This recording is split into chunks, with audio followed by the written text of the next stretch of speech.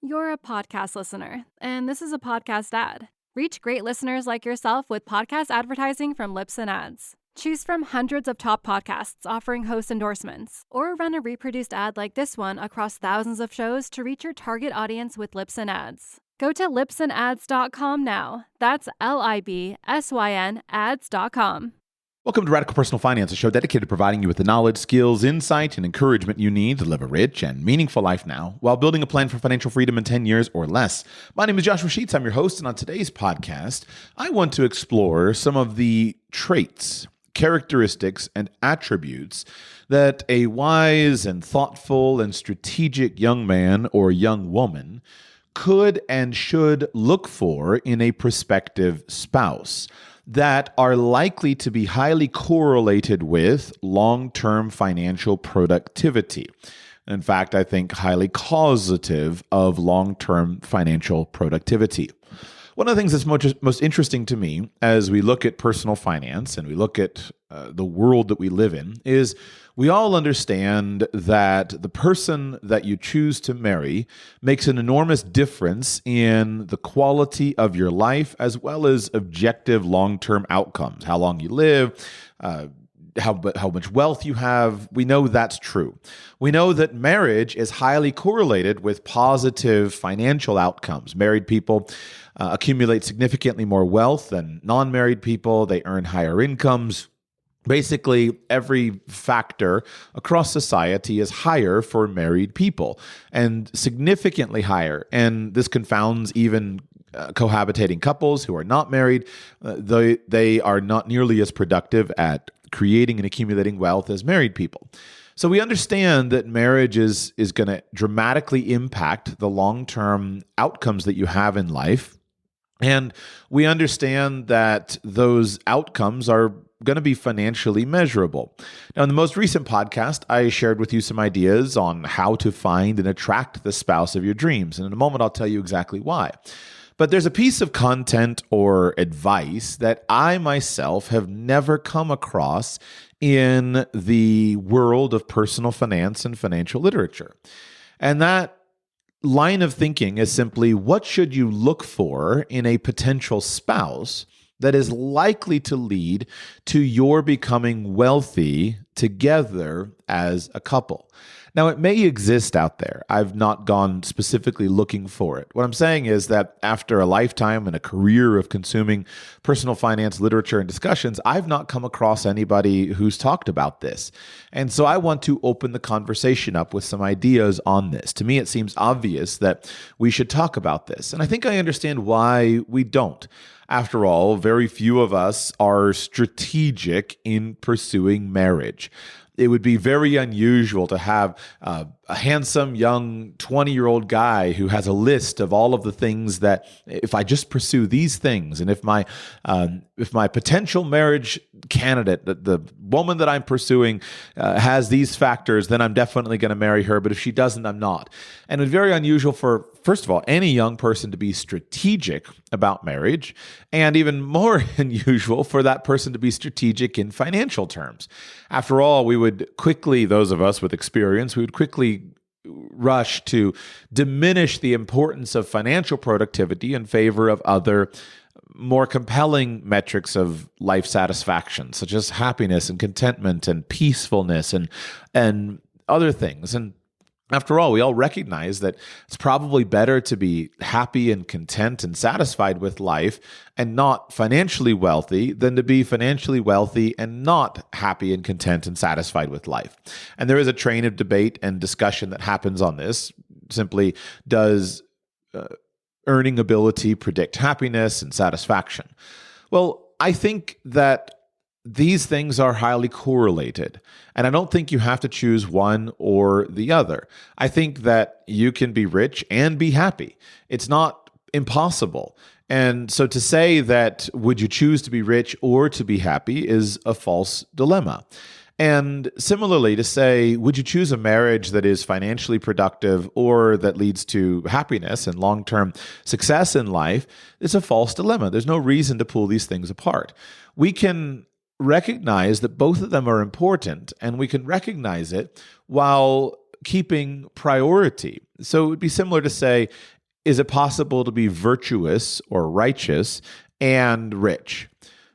It would be silly to say that you couldn't accomplish both of those things, but each man is going to have a different priority. You will say, I'm going to choose to do the right thing, regardless of whether it costs me, because I believe that it's more important for me to be morally righteous than for me to be rich. Another man would say, I'm going to prioritize being rich because I'd rather be a rich scoundrel than a righteous pauper. So similarly, it's a false choice to say that we can choose between a marriage relationship that is likely to lead to financial productivity or that's likely to lead to happiness. Why not have a marriage relationship that is optimized for both of those things? And we can optimize and say that happiness is more important to me than financial productivity without saying that financial productivity is unimportant. And so if we're going to talk in the context of finance, we ought to at least start the conversation and discuss what are the factors that you should look for in a high quality, high value potential spouse that are likely to lead to the long-term outcome. I think we know intuitively what some of those qualities are. It would be very unusual to find a beautiful, smart, attractive young woman who is not attracted to a man who has a high earning capacity. That would be a normal thing that happens in society that we all kind of naturally understand. But there's a lot more to it than just, well, he makes a lot of money. And so I think we should talk about these factors and consider them and consider what we should optimize for and how we should go about it. And I understand that most people are not strategic in pursuing a developing marriage. I wasn't. Most of us aren't. Most of us kind of just end up in a situation that we're in, and sometimes we're happy with it, sometimes we're not. But just because people in the past weren't strategic doesn't mean that no one was strategic.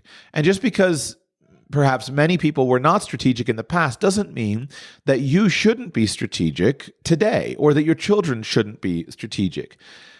After all, one of the great challenges that is different in this year than perhaps some decades back is that we formerly had a strong marriage culture, at least in the culture that I'm from, the Western tradition from the United States of America personally, but across broadly Western culture. We formerly had a strong marriage culture that made strategy unnecessary for most people. But that culture is gone.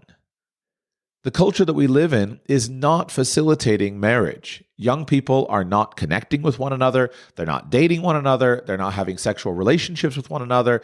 And when they are having sexual relationships and dating one another, those relationships are not automatically leading to marriage.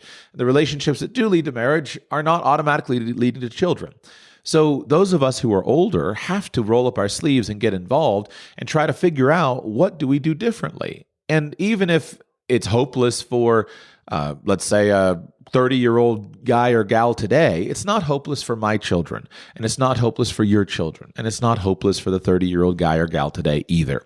So just because our culture is gone doesn't mean that you and I can't employ strategy in the face of cultural opposition to get the long-term outcomes that stable marriages and productive marriages entail.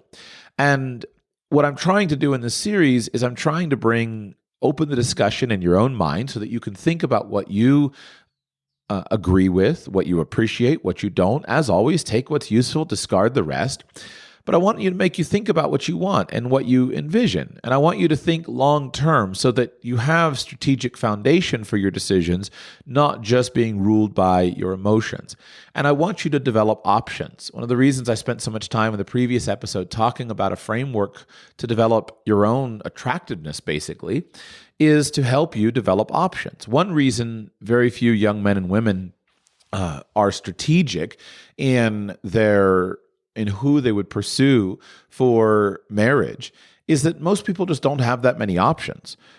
It's very unusual for a young man or woman to be sitting back with 5 potential marriage candidates and be strategically assessing, well, let's see, candidate number 1 has a cumulative score of 87 points, and candidate number 2 is 84.3 points.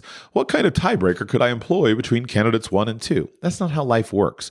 Normally, you just have an option that comes along at a point in your life in which you're thinking about it, and you're open to it, and boom, you move forward. And I'm not opposed to that. I think that's okay. But for a young man or woman who has options, is that the best way to go about it? Now, we can find this most effectively in literature, usually from the female perspective. If we go back and we read many works of literature and we find a very attractive woman, or in some cases, a very attractive man with an annual income of $19,000, if we find an attractive man or woman, there will be a variety of people who are interested in that man or woman. And of course, there's some love story that ensues to where the person finds ultimately true love. And so my point is to articulate that, because when I was a teenager, nobody spoke to me seriously in the way that I will speak to my sons seriously and say, listen, you need to maximize your attractiveness and your value in all dimensions in order for you to have the chance of attracting a high quality spouse. Nobody did that. And so I never thought about it. And it seems obvious to say it, but I never thought about it. And so if I never thought about it, I figure there's probably 2 or 3 other guys in the world who haven't thought about it, 2 or 3 other girls in the world that haven't thought about it. And in today's world, what I see is that a lot of people aren't thinking about it even in terms of spousal attraction. There's an enormous conflict happening among young people today who are not married, where they're optimizing for sexual appeal and sexual activity and relationships that are not leading to marriage rather than optimizing for marriage. And we see clearly where that goes and the toxic culture that it creates for young men and women. And so we have to find other strategies. So forgive me for a very long intro, but this really, really matters. And I want to provide you, I want to at least stimulate your thinking to think about, if I want to be rich and if I'm going to get married, then what should I look for? The spouse that you marry will do 3 important things, will have 3 important impacts on your financial future. First, your spousal selection will enormously impact your immediate and long-term financial future on the positive side, meaning your income, the money that you make, the investments that you earn, the trajectory of your career. Your spousal selection can make a huge difference on that. Let's go through those for just a moment. Obviously, the most glaring example is, what income does my spouse earn? If you are a young woman and you marry a man who is earning $50,000 a year and doesn't have much potential beyond cost of living raises in his life, as compared to a man who is in a highly paid career or on a highly paid career trajectory and has a potential to earn $500,000 a year, there's going to be an obvious difference in your long-term wealth based upon that selection between those potential husbands. So there's the income is direct and clear. But there's a more important in terms of a career trajectory for all of us.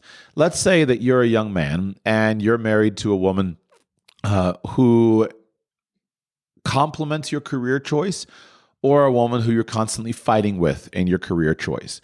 This can take many different expressions. It could take an expression in terms of where you need to live for your couple, for both of your incomes, how you need to approach it, how much she wants you to come home from work early because that's where she is, versus how much she supports you, working late, working on the weekends, going for it, taking risks, living small and frugally so that you can accumulate investment capital. These things are enormously impactful long-term, and it's the relational dynamics that make a big, big difference. So enormously impact to your short and long-term financial future on the positive side is going to be determined based upon the specific person that you marry. Now we can flip it to the negative side. The spouse that you marry is going to enormously impact your long-term financial future on the negative side. The big one is risk of divorce. You may lose a decade of financial productivity. If you marry somebody, you're in it for a decade, and then there's a divorce, and all of a sudden your net worth is destroyed. You lose several years of productive work that are now spent fighting in divorce court, it's enormously disruptive. But also then on the expense side, the expenses that are associated with this particular person that you marry are going to be enormously impactful. And then the third aspect is the really long-term financial future of your descendants in terms of genetics of your children, the way that your children are brought up, the culture that your children have. They're enormously important. And careful spousal selection is the magic key to solving all three of these things, because none of these are random factors that just happen to you. In a moment or in the middle of this show, I will relate to you some stories of a marriage researcher, and his story is that he can predict divorce with 91% reliability, whether a couple will stay married or whether a couple will divorce. And it's just an example to show that there are things that you can look for in any situation to know how likely you are to divorce. All the signs are there as to, is this person that I'm likely to marry or that I want to marry, is this person likely to be a dog walker or a doctor? The signs are all there from an early age, and so you're not wrong to look for these things. Remember, I think you can and should be extremely picky prior to marriage. Once you're married, then you're all in on marriage, but you should be very picky prior to marriage. And you, with this decision of the person that you're going to marry, as in no other decision, you deserve to be entirely selfish about your decisions. Now, why don't people do that? Well, they don't think about it, and they don't develop themselves to be able to attract a very high-quality spouse. And it's not surprising. Most people who are unmarried, it's not surprising that they're unmarried if you have a little bit of experience in life and you just look and understand, well, it's not. Duh, of course this person's not married. What does he bring to the table? What does she bring to the table? What is he doing? What is she doing with her time? Who is she meeting? And as I described in detail in the previous episode, it's a function of what are you looking for? Do you know that? Have you optimized your personal traits of attractiveness so that you can attract the people that you want to attract and repel the people that you want to repel? And then have you been invested into going and finding the kinds of places where people are that are likely to be in a relationship with you? It's not magic. It's a math formula based upon what you're looking for. And it should be relatively normal for an attractive young man or an attractive young woman to have a few options. And that's not abnormal. Where you see the proof, the evidence of this most starkly in today's world is just look at the options that a beautiful woman or a very highly developed, high-value man has in the dating marketplace. This young man or woman has many options to choose among. And it's that balance between recognizing, okay, some things are innate, but not everything is innate. And a young man or woman can develop himself or herself to be attractive, to have multiple options. And that puts you in a different situation. And you should be very picky about what you are looking for in a prospective partner. Then, when you marry, be all in on marriage. So I'm trying to help you to think about what I want you to have options by engaging in sufficient levels of personal development, developing your own attractive qualities that would be attractive to your ideal spouse, and then doing that young enough so you don't have your back up against a wall. You're 30 years old, and now all of a sudden you're going to get serious about life. Well, that's probably not the best time to do it. You don't want to have your back up against the wall. You want to really be doing this early so that you have time and you can patiently look and think beyond just the short term, I feel good when I'm with him, or whatever the short term things are. You need to become a person of value who brings something to the table so that you can attract a high-quality, high-value spouse.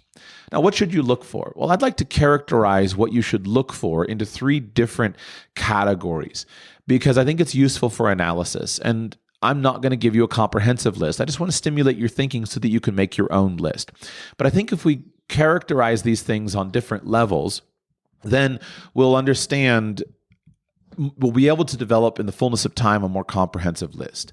Some of the traits that you should look for in a potential marriage partner are genetic. And they're genuinely physically genetic traits. Some are long-term traits that are not quite genetic, but that are very, very enduring in terms of their impact.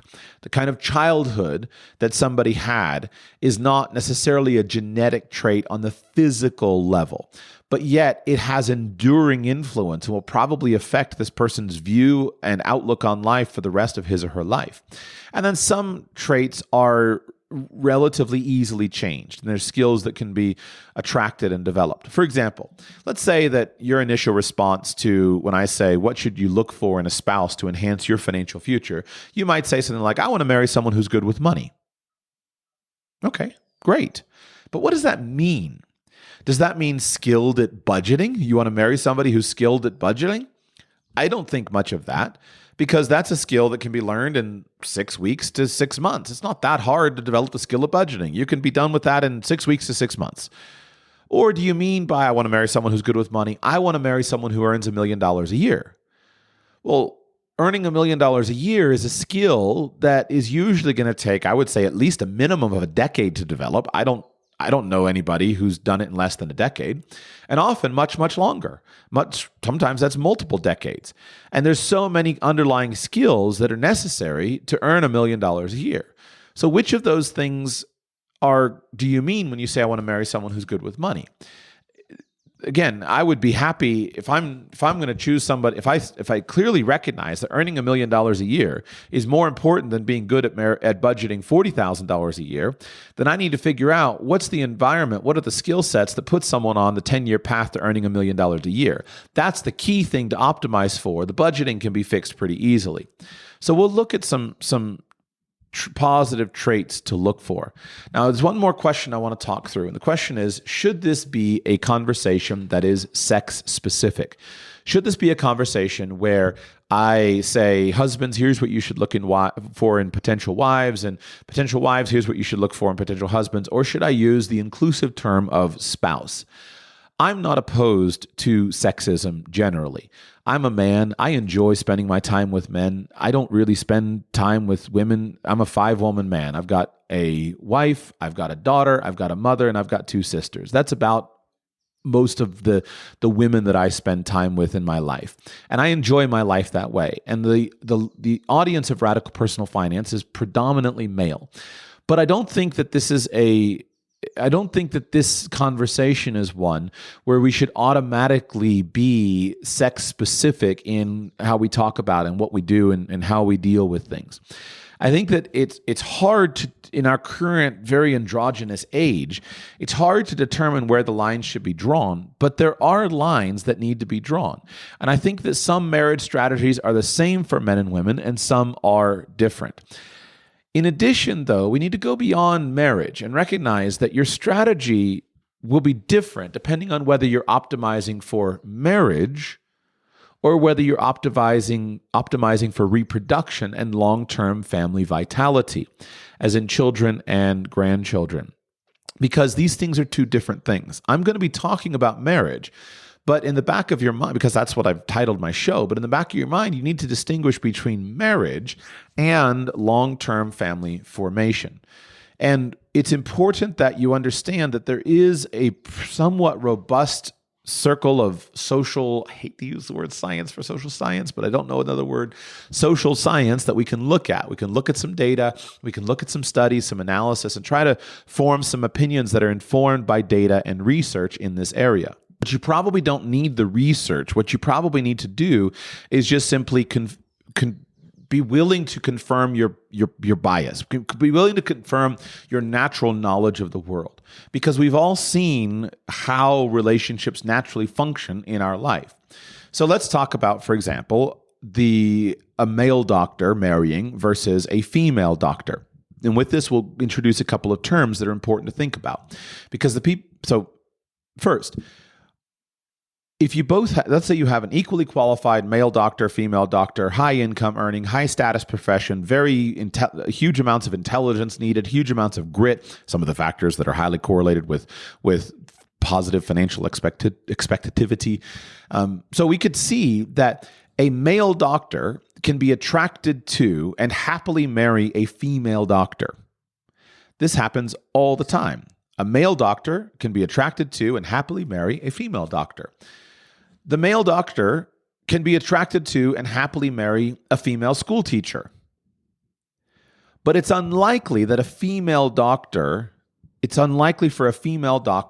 to marry a male school teacher. And it's not just in terms of exposure. It's not just in terms of, well, they didn't meet each other because they were in different schools. There is an element of that, but there's something deeper related to it. The first trend that we clearly see across society is the trend of homogamy. Homogamy is defined in the social sciences as the marriage between individuals who are in some culturally important way similar to each other. It's a form of assortative mating. And the marriage union can be based on similarity of socioeconomic status, class, gender, caste, ethnicity, or religion, or age in age homogamy. So these are all expressions of homogamy. I'm reading directly from the Wikipedia article on homogamy here. Now we would contrast homogamy with heterogamy. So homogamy, similarities, and heterogamy, differences from one another. So in sociology, heterogamy refers to a marriage between two individuals that differ in a certain criterion, including all of those that I just listed. Very common expressions of heterogamy in today's world would be age heterogamy, so partners marrying at disparate ages, ethnic heterogamy, partners of different ethnicities marrying, and of course, social class, and all of these things are relevant to it. You have, what was that old movie, The Businessman Marries the Prostitute? These kinds of things are always the substance of literature and discussion, and we love them. And so what you see if you think about homogamy and heterogamy is you can see that we're simultaneously attracted to both of these things. There's a reason that if you don't have this in your life, you can find it in literature. There's a reason why people marry someone of our class or of our culture or of our religion. There's a reason also that we simultaneously have an appreciation and a fixation with the wealthy guy marrying the poor girl, the princess marrying the prince marrying the servant girl, the businessman marrying the prostitute, the people of Romeo and Juliet from different families. There's all this fascination with this integration with people similar to each other and different from each other. And these are important because some people and some factors are very important to marriage. Some factors are less important to marriage. Some factors are very important to reproduction, and some factors are less important to reproduction. Now, we have our discussion of homogamy. Now, similarly, we can then move to a different term, and the term is hypergamy. Hypergamy, what we would refer to in non-clinical terms as dating up or marrying up, is a term that is used for a person who dates or marries a spouse of a higher social status or sexual capital than that individual person. And the antonym for hypergamy would be hypogamy. And these are the basic balancing between them. Now, the experience that men and women have for hypergamy or hypogamy is different. I could demonstrate this to you by just looking at popular cultures. What is usually the case is that men are not particularly concerned with the social class or the earning ability or some external feature of a woman that they're attracted to. Men tend to not necessarily be hypergamous. That doesn't mean that they want to be married to a woman who is very dissimilar to them. So that's why we don't talk about hypogamy. Nobody really wants to be married to somebody who is dissimilar. What it means is that men aren't generally pursuing somebody of a higher class or status as a very important part of their life. And again, I would go back to Pretty Woman. Here you have the wealthy, successful businessman who is attracted to the prostitute who has made a series of unfortunate decisions, but at her inner being, has a heart of gold, and of course, somehow she's going to make him happy because of who she is, and so he pursues her and attracts her and marries her. That would be Pretty Woman. What you don't generally see is the opposite. You don't generally see I couldn't name any movies where there's an incredibly attractive, successful, beautiful woman who then goes and marries a male dud with no prospects. When you see this reflected in popular culture, you wind up with movies that are more like the movie The Proposal. So in The Proposal, you have Sandra Bullock, who is a high-powered editor and high-powered businesswoman, and all of a sudden she finds out she's going to be kicked out of the United States and be deported to Canada unless she has a relationship. So in a fit of desperation, she goes after her poorly paid assistant and says, well, actually, you're going to be my fiance. And basically, she manipulates and coerces him into being her fiance. But then, of course, in the long run, they wind up madly in love and together. Well, why? Well, what it turns out that her fiance, though he had a low-paying job, was actually from a wealthy elite family in Alaska, where they basically owned half of the Alaskan town that they were from. And, he's actually a really high-quality guy. So even though the initial indications of her status in life were different, even though he was her assistant and a lowly paid lackey, in reality, he's actually this really fabulous, amazing guy, and this temporary and wealthy and sophisticated and accomplished, but then this temporary low point in his life of being an assistant was just part of a strategic desire to find himself. And so you can see this throughout our culture, and there's good data done on this. You're a podcast listener, and this is a podcast ad. Reach great listeners like yourself with podcast advertising from Lips and Ads. Choose from hundreds of top podcasts offering host endorsements, or run a reproduced ad like this one across thousands of shows to reach your target audience with Lips and Ads. Go to lipsandads.com now. That's LIBSYN ads.com. There's been various studies in the social studies that across people, across culture, men and women approach relationships differently, and they look for different things. And so there is an element of sex specificity that is necessary because the competitive strategies for men are different than the competitive strategies for women. Women can optimize for features such as high income, high status, high power, but they're less important than optimizing for other features because men are looking for different things in wives than wives are looking for husbands. And so some of the big problems that we face, though, in our current society is that the traditional ways in which these were facilitated for and structured for, some of them are working better than ever designed, and some of them are working worse than ever designed. So homogamy, as an example. Right now, in our current culture, we have more and more homogamous relationships than ever before. And the homogamy, though, is primarily related to intellectual ability and for which we can use education as the proxy. I first started thinking about this maybe a decade ago when I read Charles Murray's book called Coming Apart. And that was where I first met the word homogamy. And what we see is simply that our society, the whole thesis of Coming Apart, which I think is continuing as best I can tell, is simply that the rich are getting richer and the poor are getting poorer. But it's not just in financial terms. It's basically in every terms. Our societies are becoming more and more intensely segregated, not based upon skin color necessarily, not based upon wealth necessarily, but based upon all of the features related to it. And a big one is intelligence. And in terms of relationships, intelligence is an enormous element of the long-term future of our society, as well as your own children. So let me read a short passage from my copy of Coming Apart.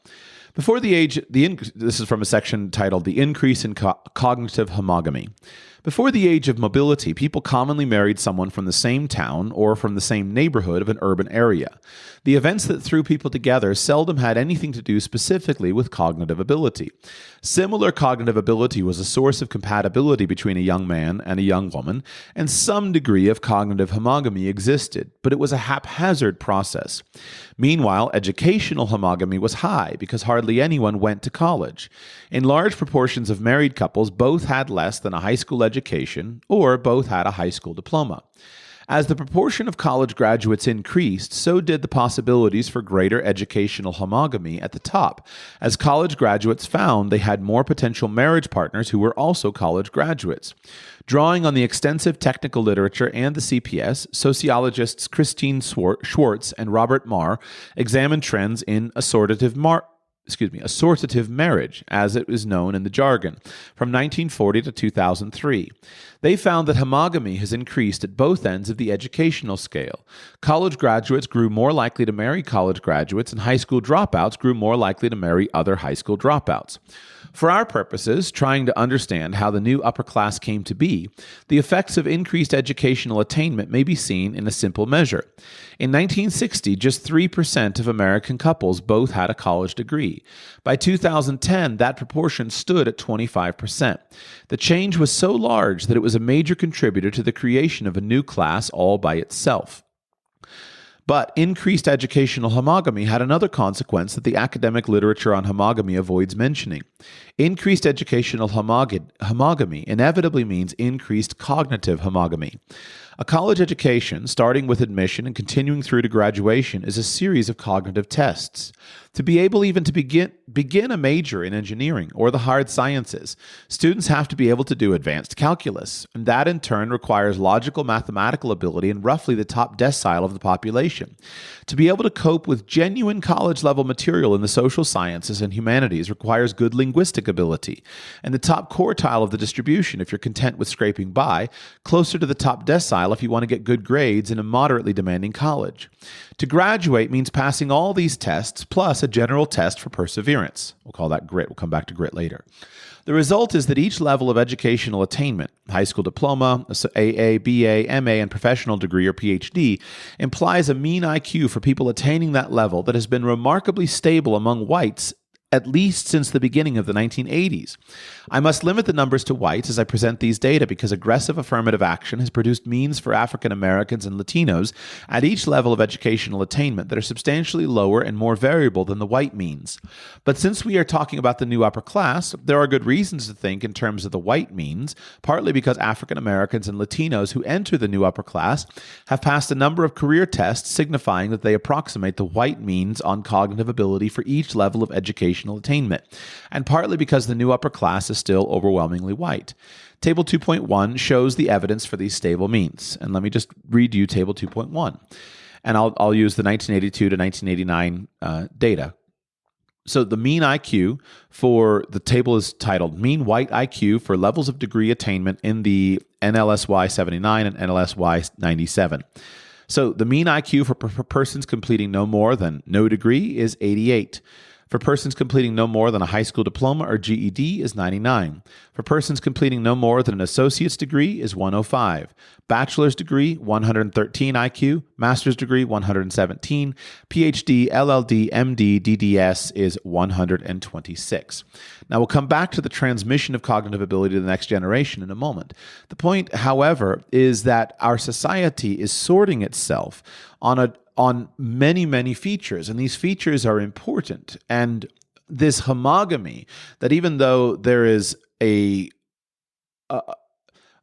tendency to say, oh, we don't mind, we don't care about being the same. After all, we don't care about ethnic differences among couples. We don't care necessarily about age disparities. You do you like who you like, etc. There's this intense homogamy that is happening in our society based upon the way that our society is now sorted and structured by educational institutions, careers, things like that. And then that's mixed with the natural hypergamy or lack of hypergamy between men and women that is creating enormous pressure on young people and their mate selection. And so these features and attributes need to be thought through, need to be understood if we're going to give people good advice. So let's get to the advice. What should you look for? Let's begin at the genetic level. Let's begin with those traits that you should look for in a potential partner that are going to impact your life, your wealth production, and your children. And let's start with those ones that are largely unalterable, which is what I'm calling the genetic traits. The first one that you need to look for is good health and longevity. And let me repeat for the 15th time. You're listening to me in the comfort of your own ears. That means, generally speaking, you're consuming my podcast in a private space. Don't let anyone shame you and say that somehow you shouldn't be looking for the highest quality spouse that you can attract. I'm saying this to you because I never would have believed it if I've heard this advice when I was younger. I would have seen myself as some kind of white knight to say, "Oh no, I shouldn't have high standards of the person that I want to marry. I shouldn't have requirements and even basic fundamental genetic requirements. I should accept all people the way that they are." The problem with that is that real life happens. And when real life happens, you start to understand that these basic features and characteristics that the partner that you marry has enormously impact your life. And so it sounds enormously selfish for me to say to a young unmarried man or a young unmarried woman, you should look for a potential marriage partner who has robust health.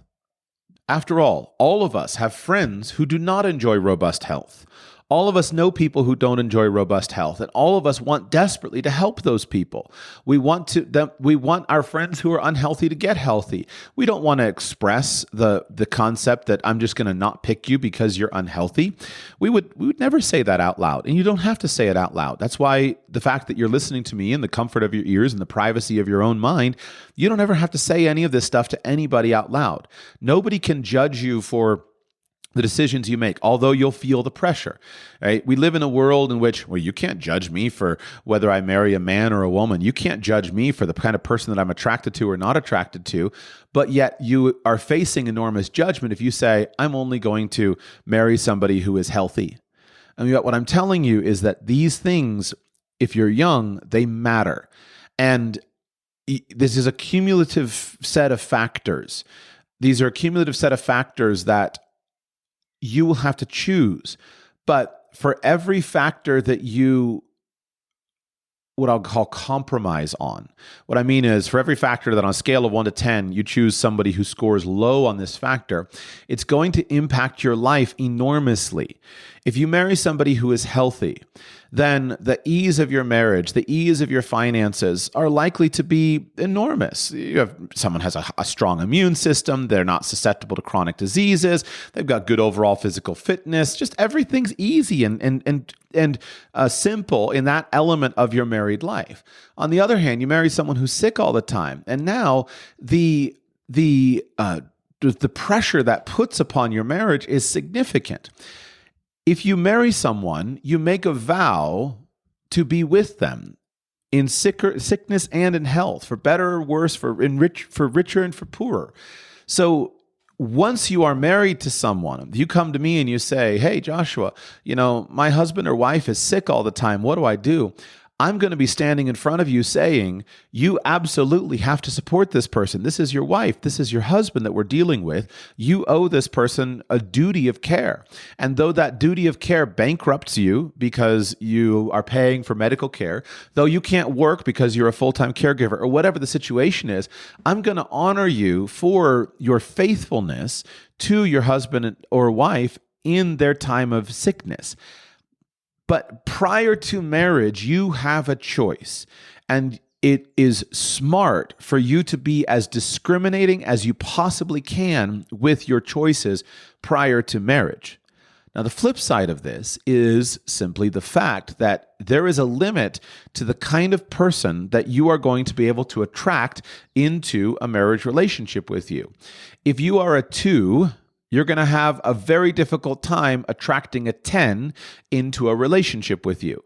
So if health is a component of what you would rate someone on, then, and you're a 2, you're probably going to be marrying a 1, a 2, or a 4. You're not going to be marrying a 10. So you have a choice. Either I'm willing to transform myself from a 2 to a 10 and do everything I can in other factors that I can control in order to attract a very high quality spouse, or I'm going to settle for somebody who is closer to my age. Settling is not a negative concept. Everyone settles at some point in time for some reason. People who don't settle are single for the rest of their life.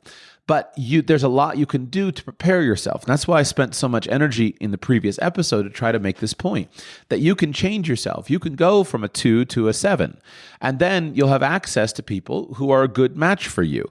And so you want to change those things that you can change. You may be able to change your health.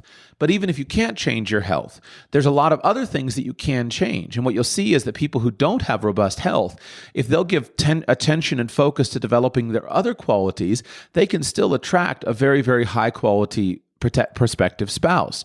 You see this all the time with people who are profoundly handicapped and yet have attracted a very high quality spouse because they've developed other qualities. So I'm sorry it's so long, but I think of myself at a younger age when I make my podcasts, and I would have been, in my own mind, a guy who was willing to be a white knight. I would have been a guy who was willing to say, oh, well, here's this wonderful girl, and after all, if I marry her, I can help her, right? And in hindsight, with the perspective of more than a decade of marriage and 5 children and everything that involves, while I'm still young enough to remember being that guy, I look at it now and I realize no one ever told me how important it was to be entirely selfish with my selection of a spouse. And I owe a good amount of the success and happiness of my marriage to me having some filters that were cultural filters built in, as well as just to God's providence, His blessings on my life. I wasn't as strategic as I could have been and probably should have been. But once you're in it, you're in it. So you deserve to be selfish in your thinking and write down exactly what you want. But then you also have to develop and cultivate the traits and attributes that are going to be able to attract someone. So forgive the lengthy sidebar there, but it's really important that young people understand you can be selfish, and you should be selfish about this as much as anything else. You should be selfish about working in the kind of career that you want to work in, about marrying the kind of person that you want to marry. You should be selfish about these things, but you can't be selfish in a non-deserving way. You can't say, well, I deserve to be a doctor, and not be willing to put in the really, really long years of work to develop yourself and the really long road to build the skills and pass the exams and pass the classes and get the degrees. If you want to be a doctor, go for it. But you prove that you deserve being a doctor with your work. Similarly, you can't say, well, I just want to marry a 10. And I'm a 2, but I just deserve a 10. Okay, well, if you're going to deserve a 10, you're going to have to transform yourself from a 2 to a 7, and you're going to have to work really, really hard to market yourself effectively until you convince the 10 to be with you. And that's going to take you some time and a whole lot of work. So I hope that's helpful. Back to the list. What are the genetic traits that we should be screening for? Well, big one is good health, and separately longevity, which is related to health but not determinative of it. You want to look for a partner with a robust genetic predisposition to good health, and you should assess that and look for something that is likely to and screen for somebody who is healthy. If your partner is healthy, then he or she is going to be able to enjoy a more active lifestyle with you.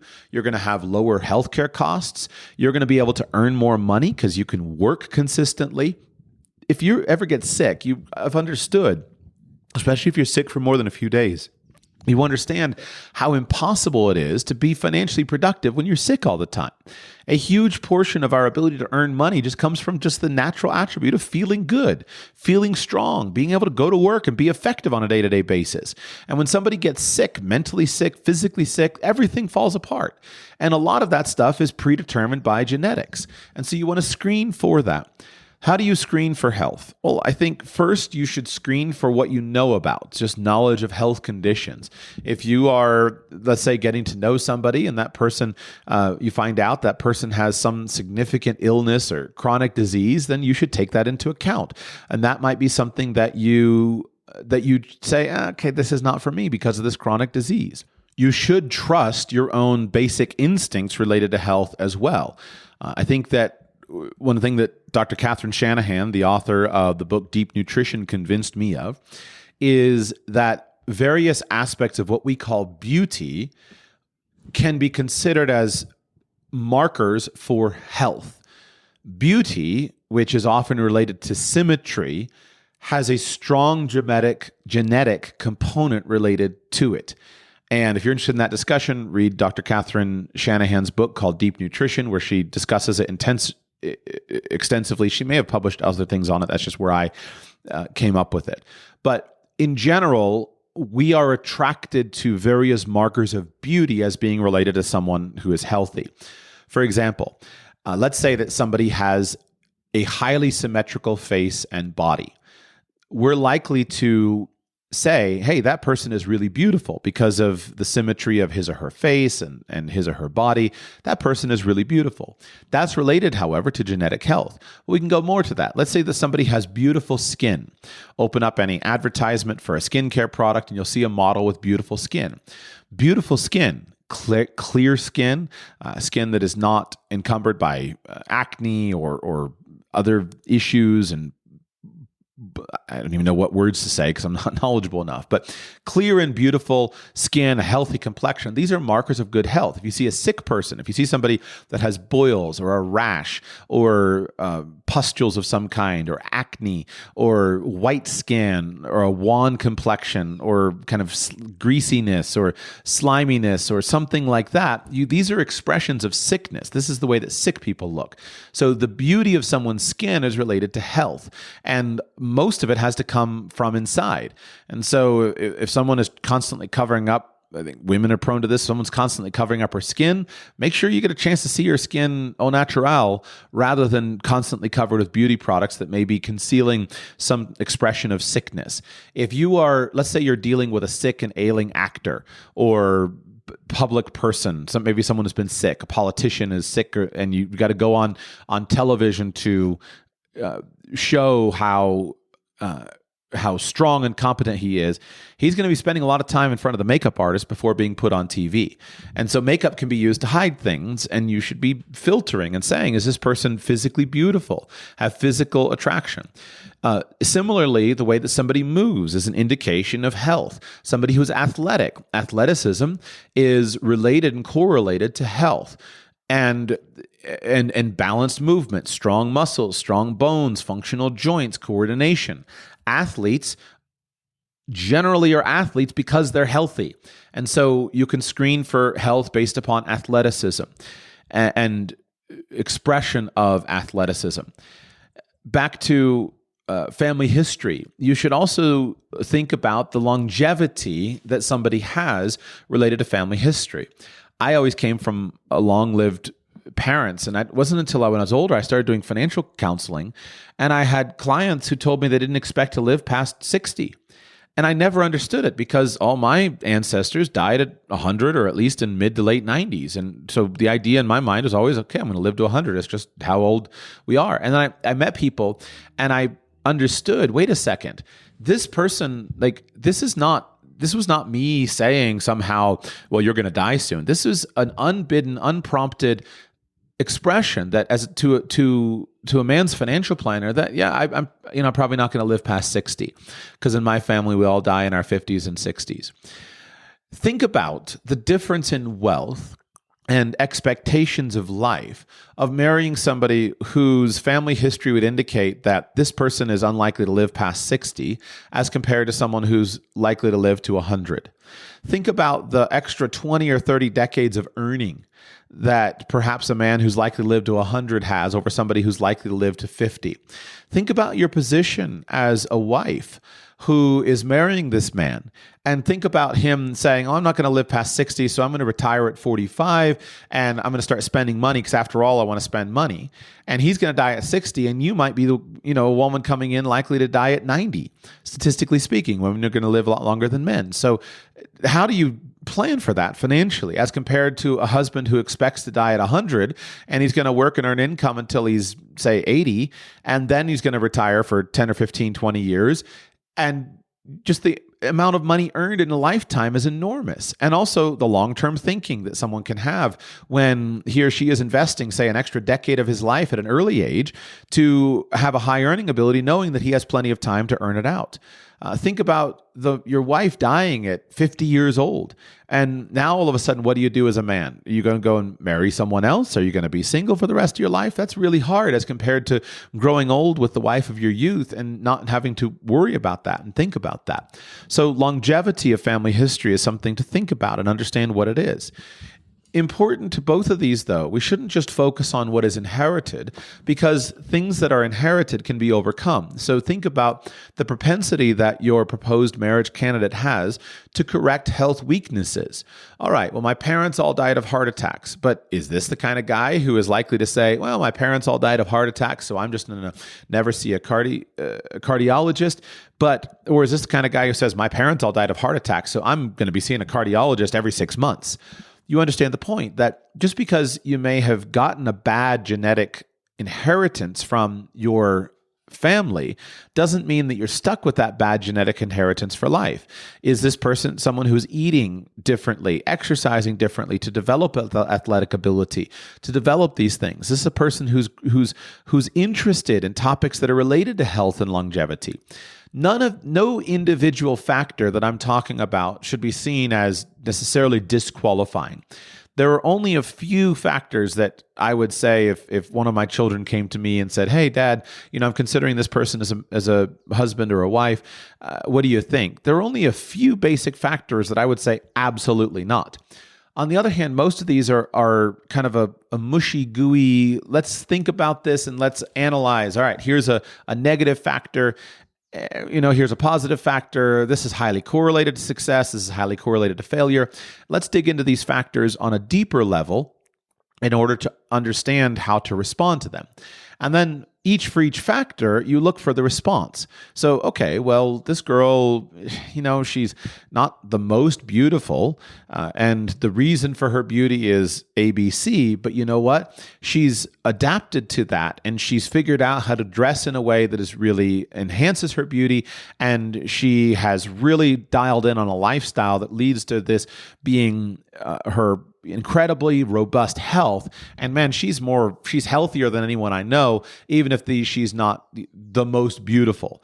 And that kind of girl would probably be much more attractive than the girl who's just quote unquote naturally beautiful, never worked for it, never tried for it, just automatically received it, but yet shows no interest in maintaining her health, stuffing her face with bad food all the time, not enhancing what basic characteristics she has, because we know that in 20 years, the direction that girl is on is going to be very different than the direction that the girl who didn't have the natural advantages and had to work to develop her advantages.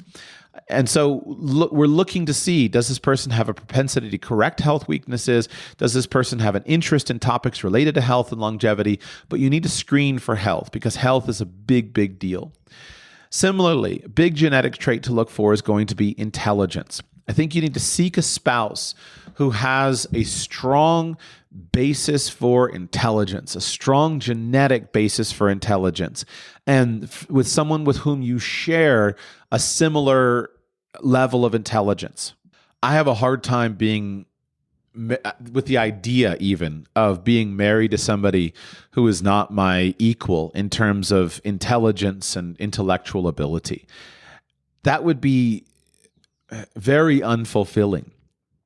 And I think that people dramatically underestimate this. Now, I don't know how to solve basically the long-term cultural problem of homogamy in terms of separation among our classes. I don't know how to solve that. All I know is that when you're going into marriage, you want to be with somebody who is your intellectual equal. You want to be with somebody that you respect. You don't want to marry somebody who is dumb and can't understand you.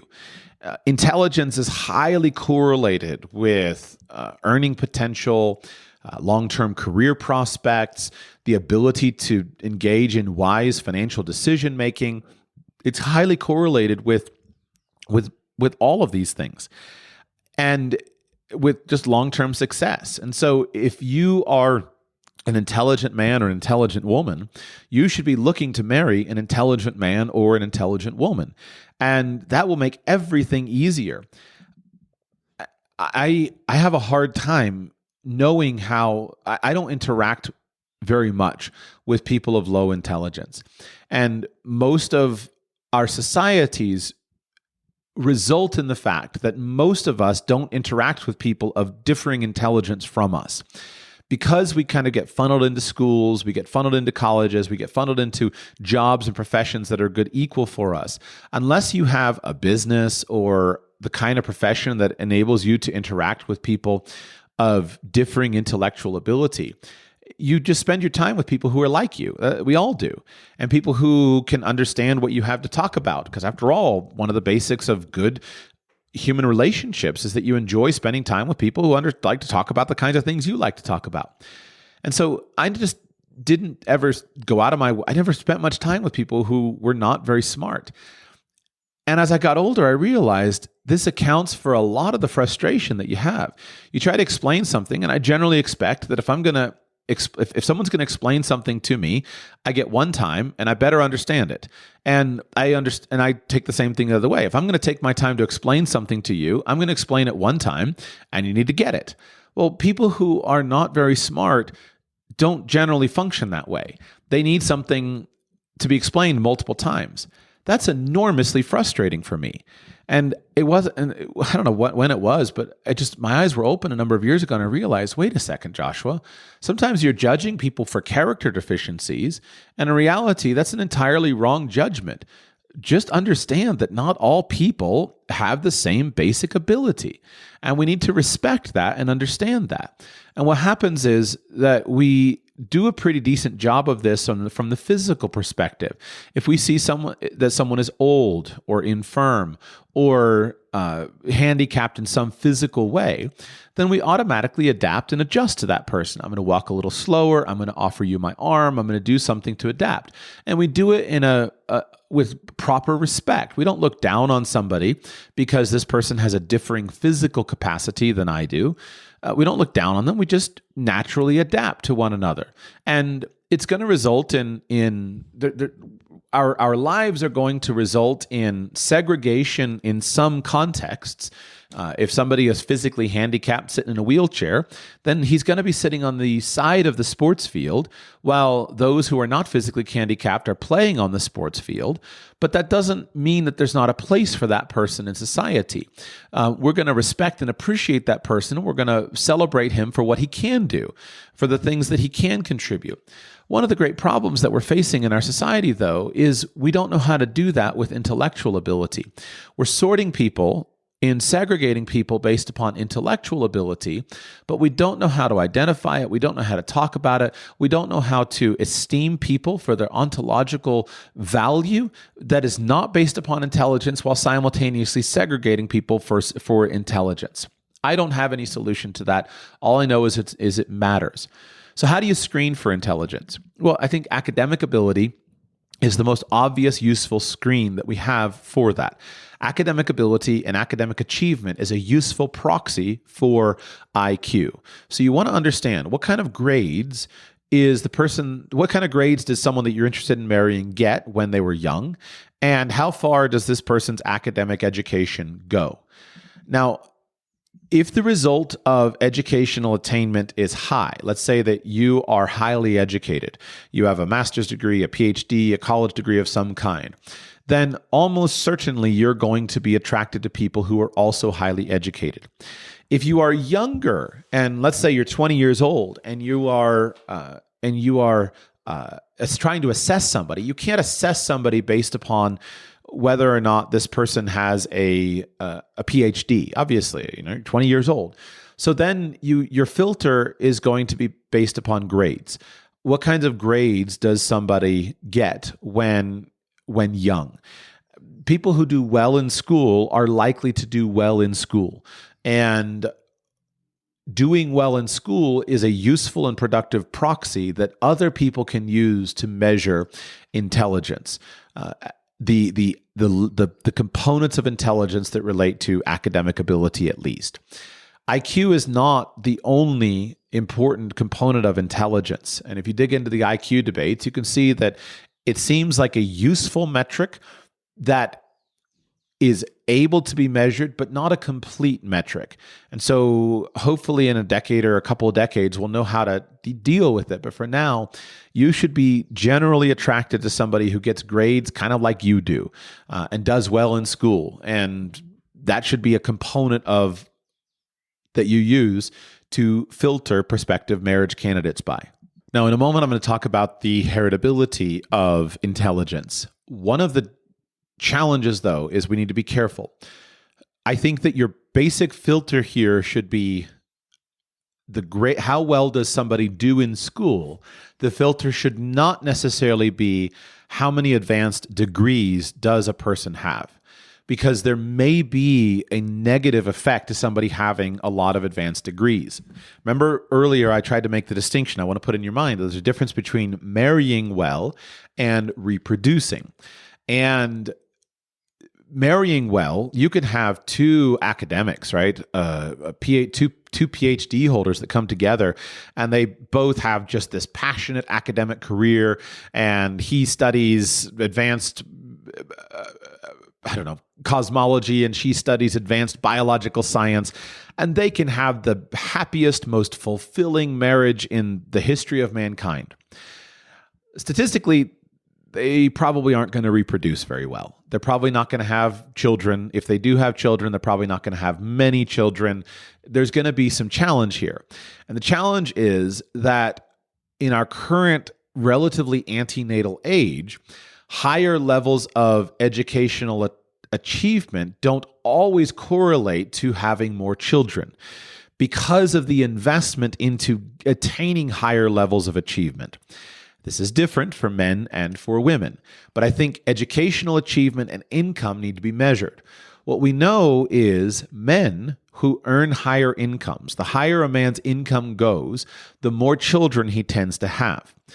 Women who earn higher income, the higher her income goes, the fewer children she tends to have.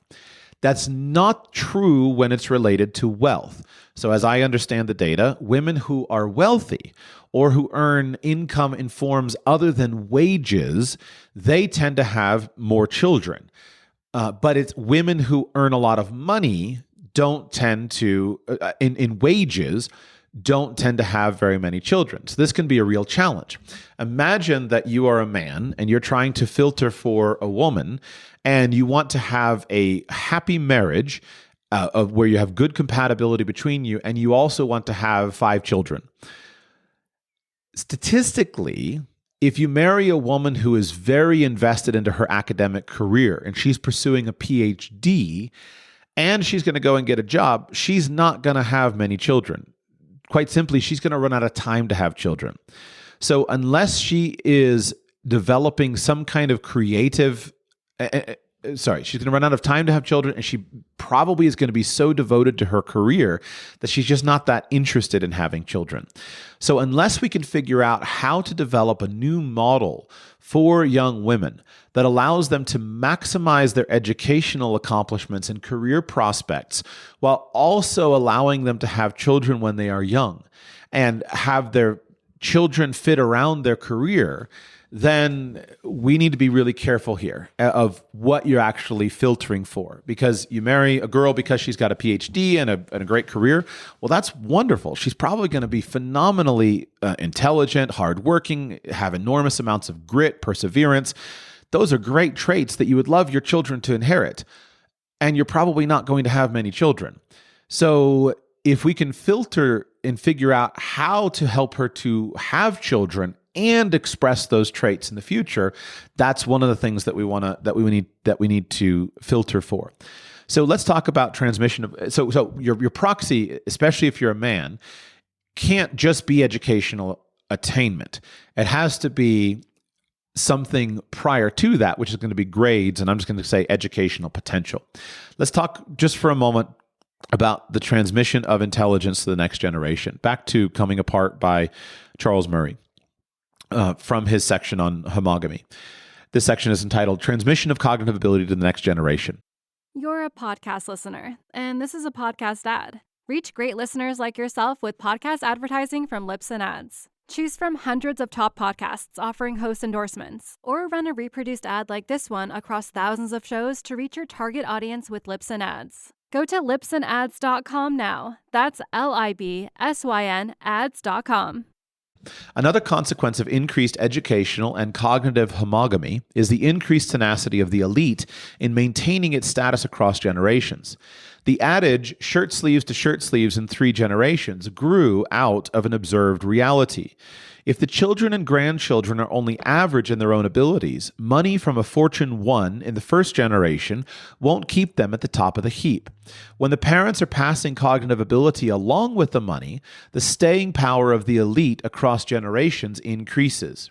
Specific numbers can be attached to such statements. The stability of the average IQs for different levels of educational attainment over time means that we can predict the average IQs of children of parents with different combinations of education. And we can also predict where the next generation of the smartest children is going to come from.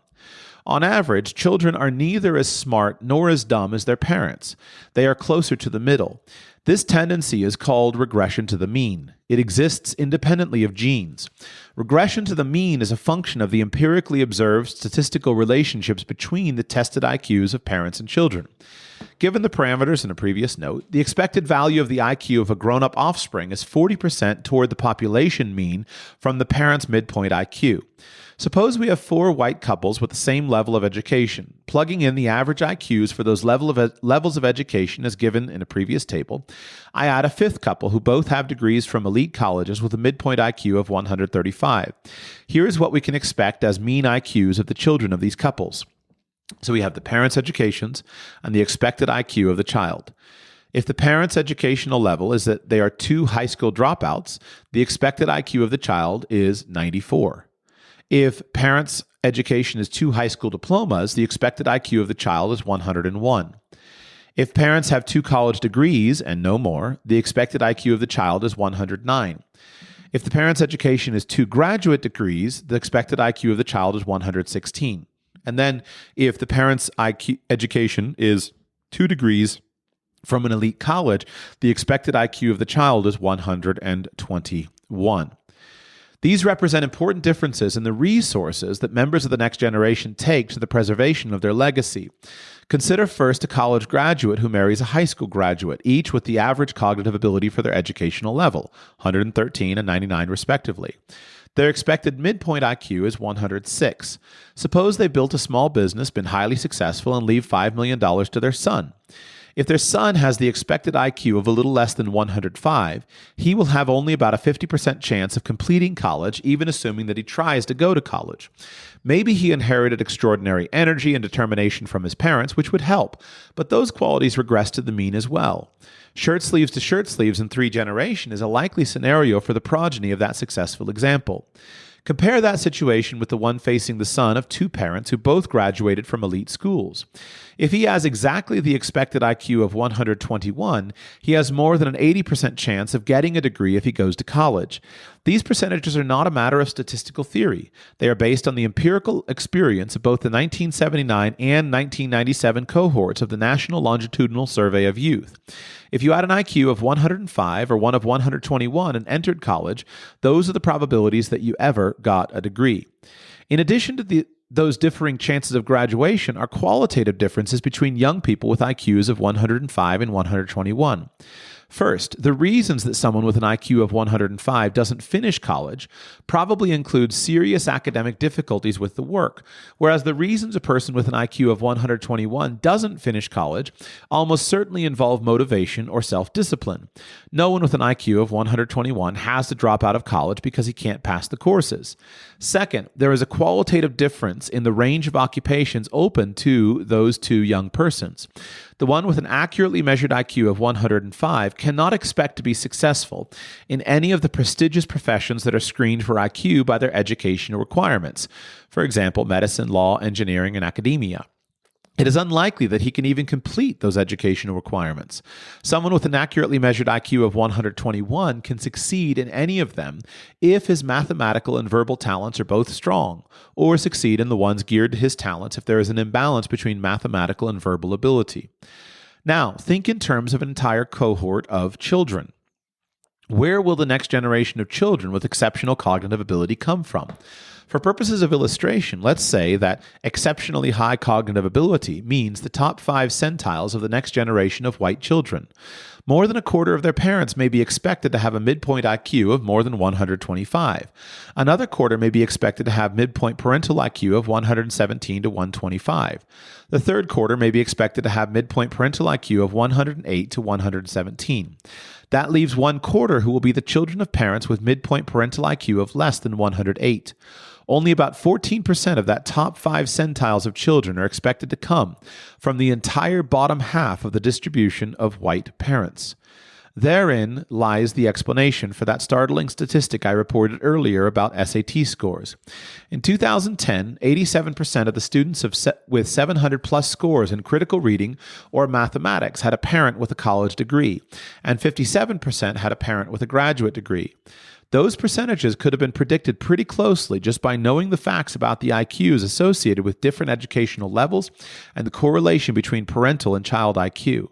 They could have been predicted without making any theoretical assumptions about the roles of nature and nurture in transmitting cognitive ability, and without knowing anything about the family incomes of those SAT test takers, how many test preparation courses their children took, whether they went to private schools, or how ingenious the educational toys in the household were when they were toddlers.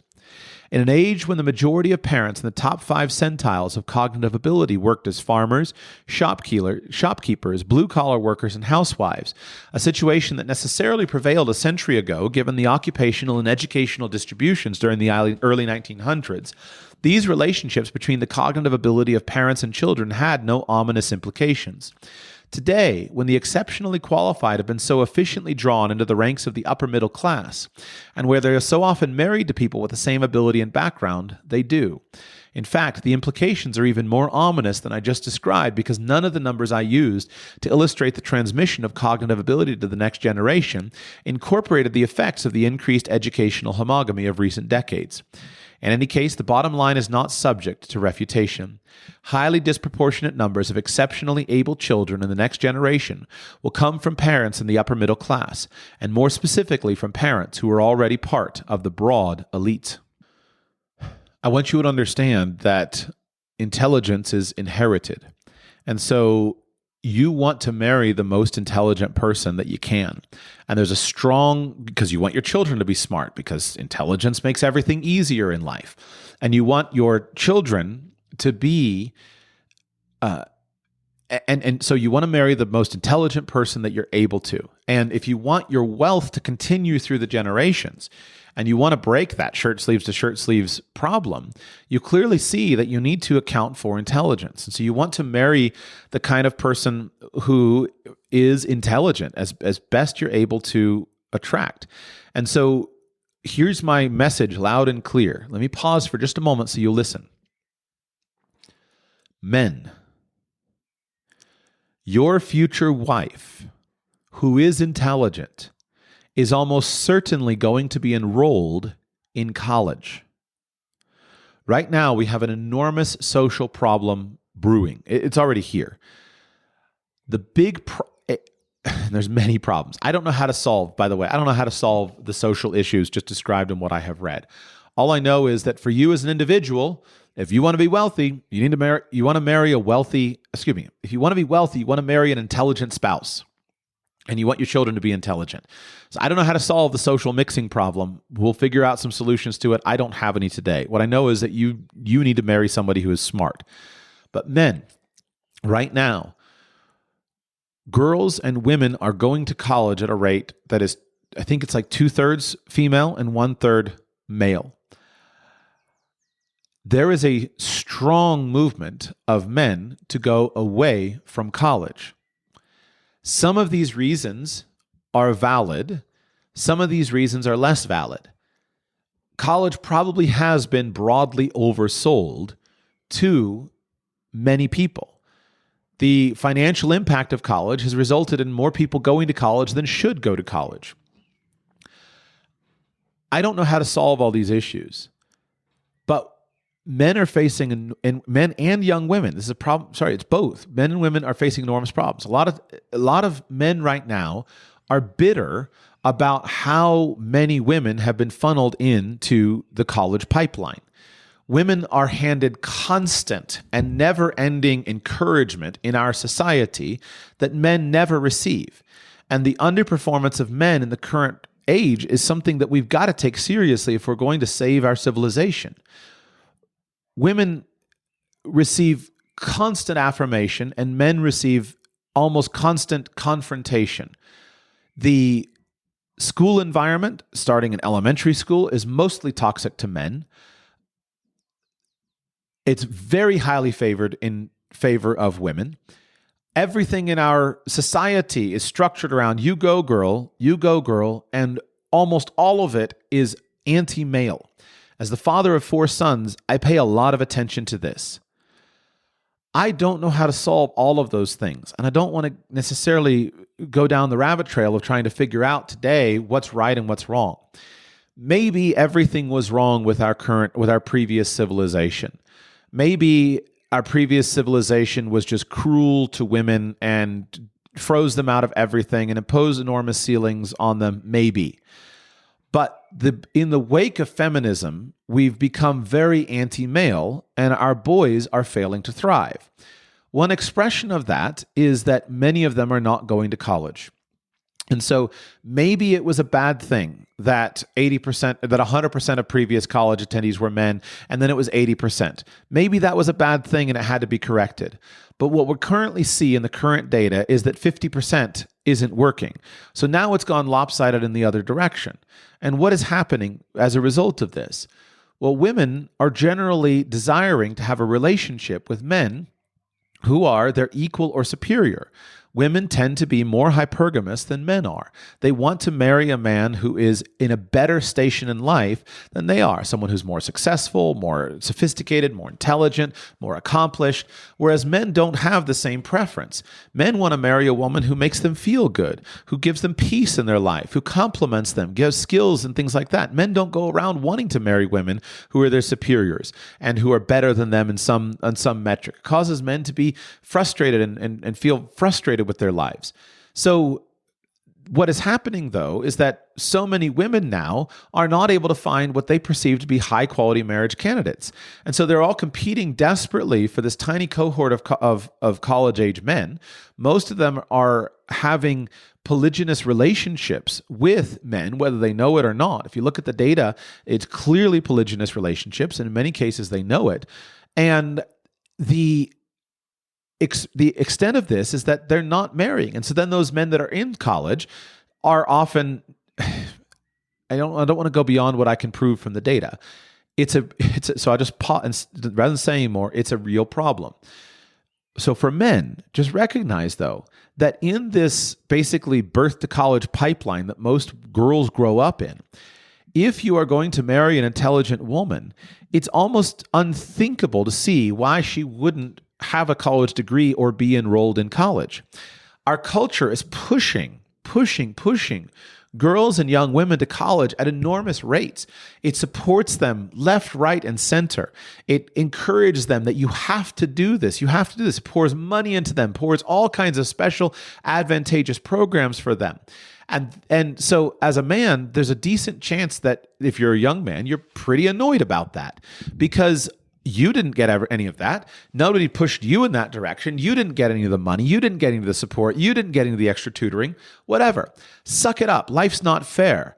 The point is that if you're going to marry an intelligent woman, she's almost certainly going to be in college. In order for her not to be in college or not to have a college degree of some kind, she would have to be incredibly iconoclastic, incredibly anti-trend, etc. And that's just not a normal female trait. It's believable to think that a very highly educated, highly qualified, intelligent woman could find a man who just was so smart that he saw the stupidity of the college sorting mechanism, and he went out and he's a high school dropout, but he started 5 businesses and he's got $10 million in net worth by the time he's 21 years old, and she could pick him, target him, attract him, seduce him, marry him, boom. That's entirely believable. because we know that happens all significantly. There are a lot of men who do that. Men are much more likely to be that kind of anti-authoritarian kind of guy. It doesn't work the other way. And so if you're a man and you're looking for a wife, almost certainly the best place to be looking is on a college campus. If you are remotely close in age to what the kinds of women that you would find on a college campus. And I find this discussion incredibly funny and ironic. I believe that what I've described, though I have used more words than I would like, is absolutely logically true. But I find it ironic because years ago, not only would I have made fun of, when I was in college, I would have made fun of the idea that a useful reason to go to college is to find a wife or a husband. We all made fun of it because it was the MRS degree. And so men made fun of women for going to college to meet a husband. I never make fun of anyone today who has a strategy to land a husband or a wife. I never make fun of them because I've seen how those girls who have a strategy to land a husband, they get married, and I wish them all the best. So I don't make fun of anybody today for having a strategy to attract a high-quality spouse. What I find ironic and funny is that I now think that the tables have turned, that the women who go to college are going to have a hard time finding a husband in many cases, and that now going to college is going to be a reliable a good reason for going to college is to find a great wife, and that going to college is going to be a more reliable way for a motivated young man who wants a wife to find and attract and to find, filter, and attract her than many other types of strategies. And so I've counseled this repeatedly to young men who are of college age. If you are intelligent, for most intelligent people, academics are pretty easy. The only reason academics are not easy is because you get tired of them. So take a break or two. But if you're 25 years old and you've got a bachelor's degree, go get a master's degree, because you're going to find it easier to be in contact with a lot of young women who are good candidates for marriage, because that's where they're all been sorted into. And it's a perfectly reasonable, valid strategy that people don't appreciate to the degree that they ought to appreciate. Now, for young women who are in college, I would say that I think there's probably still a competitive strategy that if you're trying to attract a man that you meet in college, I think that there are competitive strategies that you could employ to express femininity that would help you to attract a man, especially a man who is likely to be a good husband. One of the ironic things about the feminist revolution is that what today we refer to as feminism, I think could equally be called masculinism. And what I mean is simply that almost every trait that you'll hear a feminist talking about wanting to encourage in young girls and women, is actually a trait that men traditionally have. And it's not that feminists want to be more feminine and express their womanness to a stronger degree. On the contrary, feminists want to be less feminine and express their inner masculinity to a stronger degree. And so most feminist women tend to wind up looking and sounding a lot like men than like women. I think a good strategy for young women who are finding themselves in environments where they're fighting for a small pool of men to employ is reject feminism and lean into femininity. So reject trying to be like a man and instead embrace being truly feminine. And I think that this kind of expression of femininity is your magic formula to attract a very high quality man, because you will wind up creating for him the kind of environment that he is likely to really resonate with, regardless of whether he can explain it or not. And this doesn't in any degree mean that you have to sacrifice your intellectual ability, your academic ability, those kinds of things. Those things are important. And a smart man wants to marry a smart woman. But putting it crudely to make the point so that it will stick in your mind. Imagine that you are a 20-year-old young lady and you're in college and you want to you want to attract a really high quality husband. Let's assume that your plan is to become a medical doctor or to get a PhD in neuroscience. And what I'm trying to demonstrate is that you're a woman of ambition, you're a woman of ability, and you have high ambitions for your intellect, for your career, things like that. If you dye your hair blue, if you chop all your hair off, dye your hair blue, and go parading around in the streets at the next political march holding a cardboard sign, the chances of your being single 5 years from now are very, very high.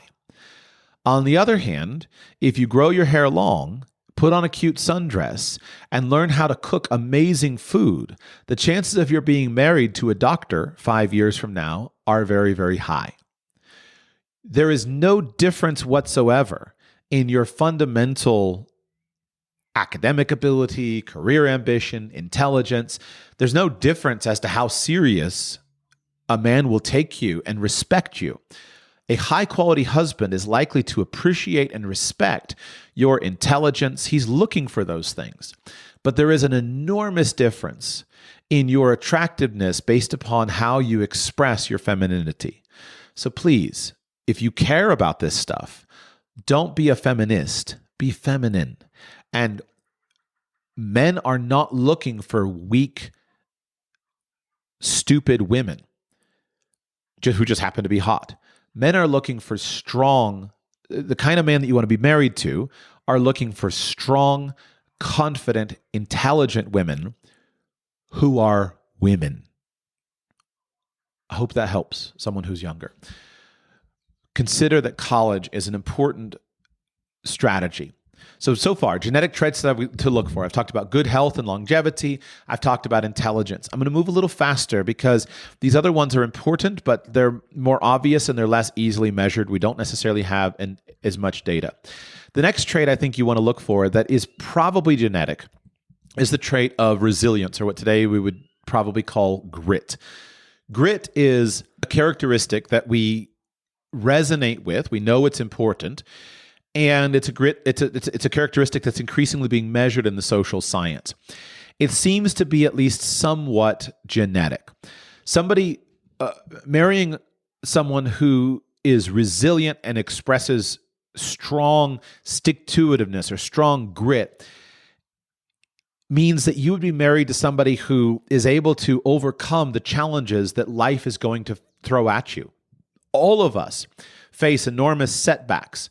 And our ability to persevere through tough times is usually the key that leads to long-term success. If you study millionaires, what you see is that it's very common for millionaires to go bankrupt at least a couple of times on their pathway to success. It's very common for people to be laid off from work, very common for people to lose their businesses, to lose their livelihoods. Many successful people face these things. The difference between somebody, though, who becomes a millionaire or a multimillionaire has much more to do with his ability to dust off the failure and get up and keep going. A guy who goes bankrupt and rolls over and sits in the corner and sucks his thumb or says, "I'm depressed, I can't go on with my life just because I'm so depressed," and sits around and whines about his condition in life, is not likely to be wealthy. But the guy who dusts himself off, says, "That sucked, I don't want to do that again," and goes after it again, is the guy who's likely to be wealthy. What you see as you get older is you see that so much of long-term success in anything, in learning, in academics, in business success, in marriage, and everything in life has more to do with your ability to get knocked down and get up and try again than it does to do with the actual impact of getting knocked down or what it says about you. Everyone gets knocked down. And so grit seems to be, from what I can figure out, to be at least somewhat genetic. I read one paper, and let me just read you the initial abstract from it, just so you get an idea that there's some people that are trying to understand this and find academic evidence for the heritability or non-heritability of a trait like grit. I'm reading here from a British publication. The paper is called True Grit and Genetics, Predicting Academic Achievement from Personality by 4 authors, Rimfield, Kovas, Dale, and Plumman.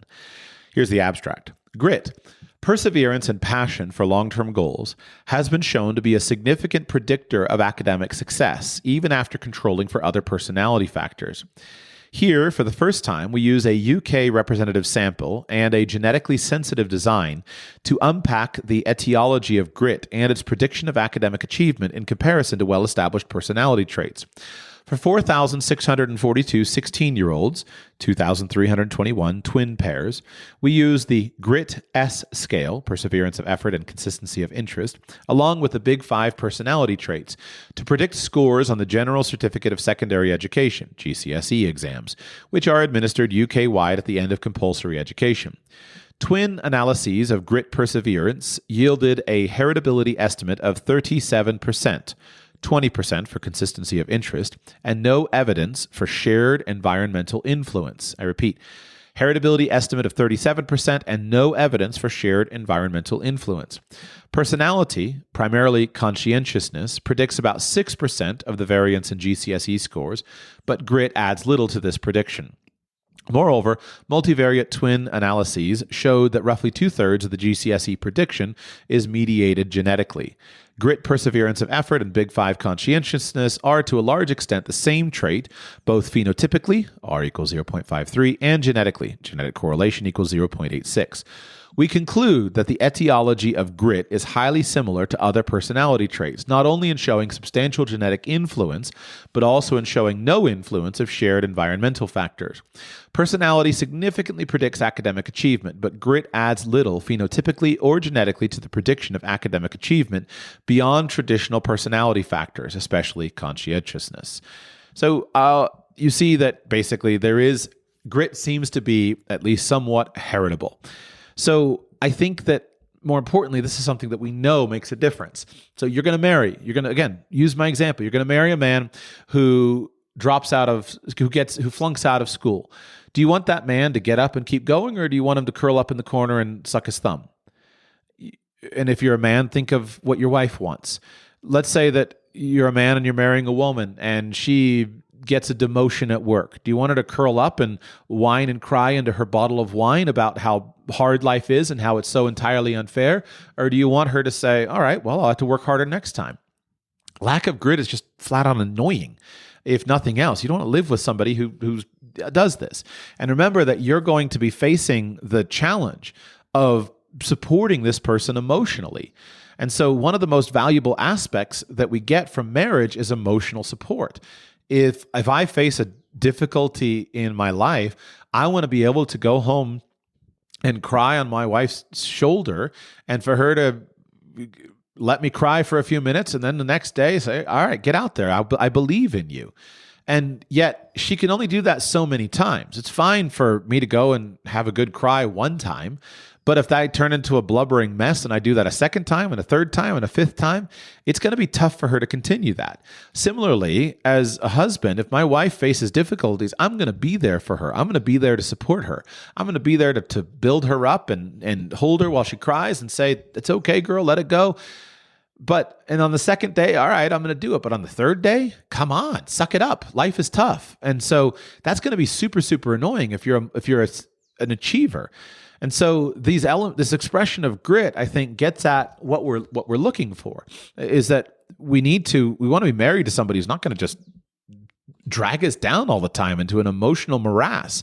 And once you're married, now you got to figure out how to build this person up. And marrying somebody who's emotionally handicapped and can't deal with setbacks in life is no formula for a happy life.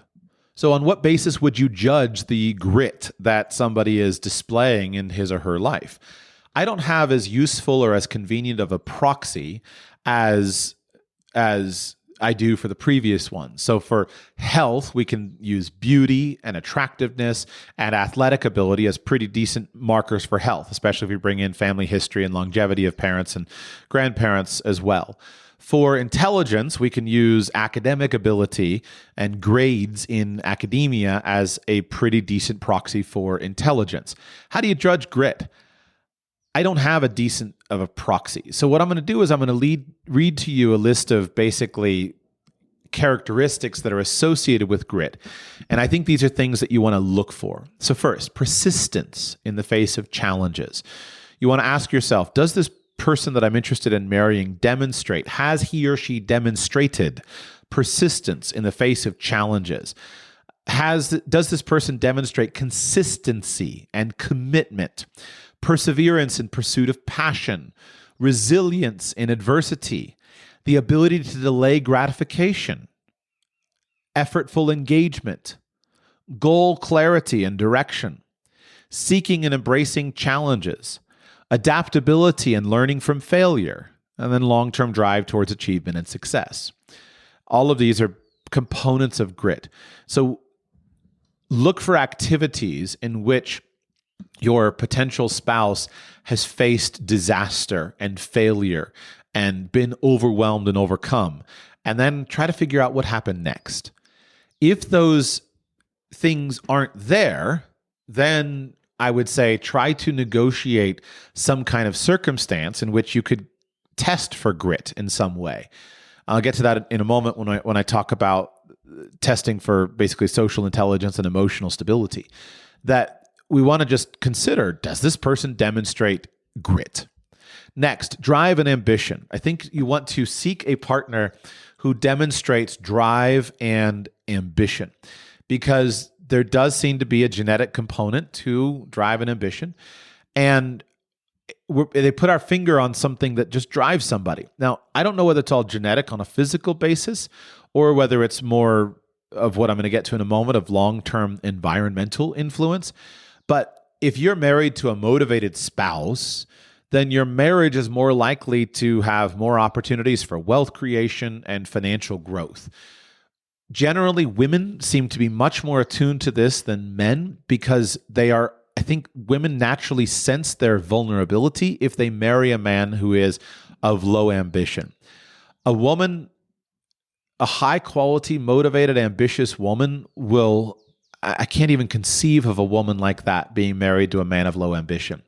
Low ambition is an enormous turnoff for women. And again, I think this is right. I think it should be. What I always notice is, especially with regard to bearing children, I notice how vulnerable what my wife is when she has children.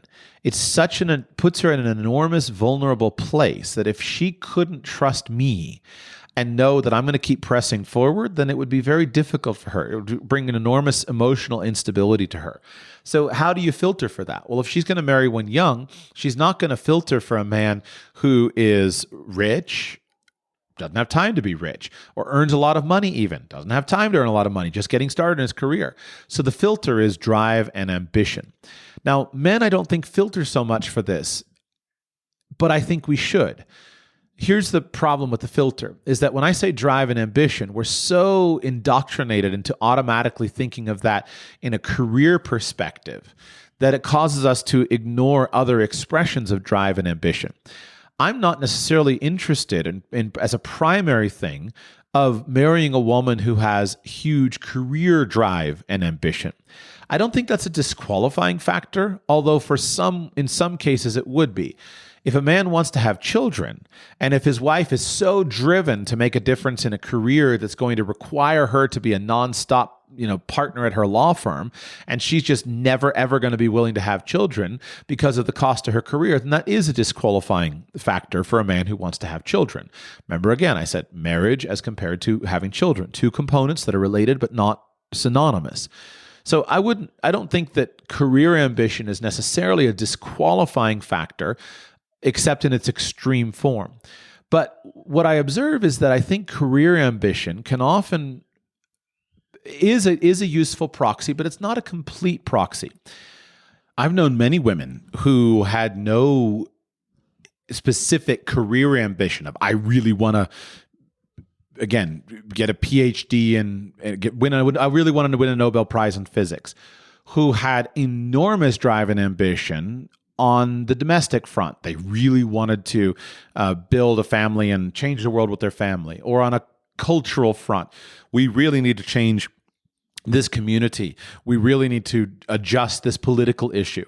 And as I talked about on a recent Q&A with a young lady who was thinking about the pros and cons of becoming a mother and staying a stay-at-home mother versus otherwise, what I observe is that in our entirely career-focused income-generating focused society, as we've pushed all drive and ambition in that direction and said that it all has to be financially related, we've eliminated a lot of drive and ambition from a lot of our communities. And our parks are disgusting, and our roads are destroying the vitality of town life. And because we've centered everyone of drive and ambition into a focus of earning lots of money. This does apply equally to men and to women. I think that in many cases, a woman will be attracted to a man who has great drive and ambition, but his goal is not to make money. His goal is to make a difference. His goal is to change his community. His goal is to save the lost. His goal is to green the desert. And so drive and ambition are important components, and they will be correlated with financial pursuit, but not synonymous for it. Now, I think a good proxy for filtering for drive and ambition, since we can't predict all of the expressions of it, I think is growth mindset. So this is a term that we increasingly hear about. Carol Dweck, of course, famously pioneered it. But I think growth mindset is a core component of what I would look for, what I look for in a healthy marriage, and what I think most people should, is this person committed to learning and growing and changing at every stage? People who don't have a growth mindset, I think, are going to just be bad spouses because they're not likely to put away the things that they had before and embrace something new. And the whole growth of being married and having children is that you're going to have to grow and change, and there's going to be new skills required. I need to develop new skills as a husband. My wife needs to develop new skills as a wife. We need to develop new skills as father and mother. We need to develop new skills as grandfather and grandmother in the fullness of time, as uncle and aunt, as community members. And so what you're looking for is growth mindset. So I don't have a great way to do that, but I think that you should always be listening and filtering based upon, is the person that I'm attracted to demonstrating his or her ability to grow and to change, to set aside things that were perhaps useful before and commit himself to a growth mindset? Is he willing to say, you know what, I don't think what I used to believe. I'm willing to change my perspective. I'm willing to change my opinions. And I think this is a good expression of drive and ambition. And we should filter drive and ambition not exclusively based upon earning ability, but broadly bring it in as a basic human component and see its expression in other ways. I really appreciate that my wife has demonstrated growth mindset and has demonstrated drive and ambition towards my children. That makes me much, much more satisfied with her as a good wife than if she hadn't done that over the last 10 years. I believe that if she were asked, she would say the same thing about me, is that I've grown in my ambition towards my children over the years. So my drive and ambition is not exclusively represented in a money earning aspect, but it's a core part of what I see as my overall growth mindset. The next characteristic is social intelligence. Here, what I think we really want to filter for is sociopaths and people who just clearly, for genetically or whatever, who are not capable. If you can marry a spouse who has strong social intelligence and has strong representation of traits like empathy and has good communication skills and shows that he or she can build and maintain relationships, then I think you're on the fast track to success. Socially intelligent individuals are good at networking and negotiation and collaboration, and these are all core components not only of a good marriage, but just to good business success, good financial success, to career advancement and business partnerships and finding wealth and investment opportunities. And social ability and social or emotional intelligence and social intelligence is core. And so we need to filter for that. Don't marry somebody, especially don't ever marry or be in a relationship with someone who's a psychopath or has the negative stuff, doesn't treat you well, doesn't respect you, doesn't appreciate you, doesn't express those things verbally and in action. Filter out all the negative stuff, but then filter for people who express these things on a high degree. So I think some proxies, again, imperfect, but does this person I'm interested in, does he or she demonstrate care for others? Are social situations smooth and easily navigated? Does he or she respect other people and demonstrate that respect? When I was thinking about this in preparation for the show, I thought of some of the aphorisms that I think are true and worth paying attention to. So one I like is how you do anything is how you do everything. How you do anything is how you do everything. It's not literally true, but it's metaphorically true. That generally people who are good at business are probably going to be devoted to their marriage in many cases. And by devoted to their business, meaning because devotion is a feature that applies broadly. Someone who's devoted to his marriage is probably going to be likely to be devoted to his health. How you do anything is how you do everything. But in a social dimension, things like this, well, if she'll cheat with you, then she'll cheat on you. Well, there's an aphorism there. I think it's true. People who cheat on their partner to be with you are probably likely to cheat on you to be with someone else that comes along who's better than you. I always like things that are especially related to our appreciation of social elites, such as judging a successful man or woman by how he or she treats servants, or people who are not in the social class that he comes from. I find that the way that people treat people who can't do anything for them is a pretty decent way to understand how they're going to treat you. There are people who only treat other people as something they can get, and there are people who just genuinely treat everyone with respect and appreciation. And sometimes, we all appreciate the stories about how the president of the country or the CEO of the business comes in and is always careful of the staff and of his servants and treats everyone with respect. So look at the person and don't be in a relationship with somebody who treats other people poorly.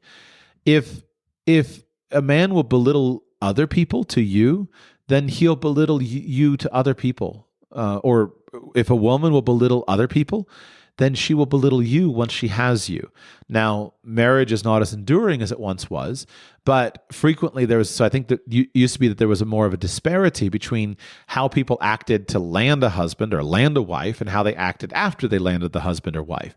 But the point remains that if someone's going to talk poorly about other people to you or gossip about other people to you, then be careful, because he or she is likely to betray your trust and your intimacy to other people. One note, there is a difference between things that are gossip and things that are private. It's not always wrong to speak about something that is private in a trusted relationship. I may be having a marriage problem, and I may go to a trusted friend or trusted advisor and in confidence share about this particular problem that I'm having. And I may even expose intimate personal details, private details to this person.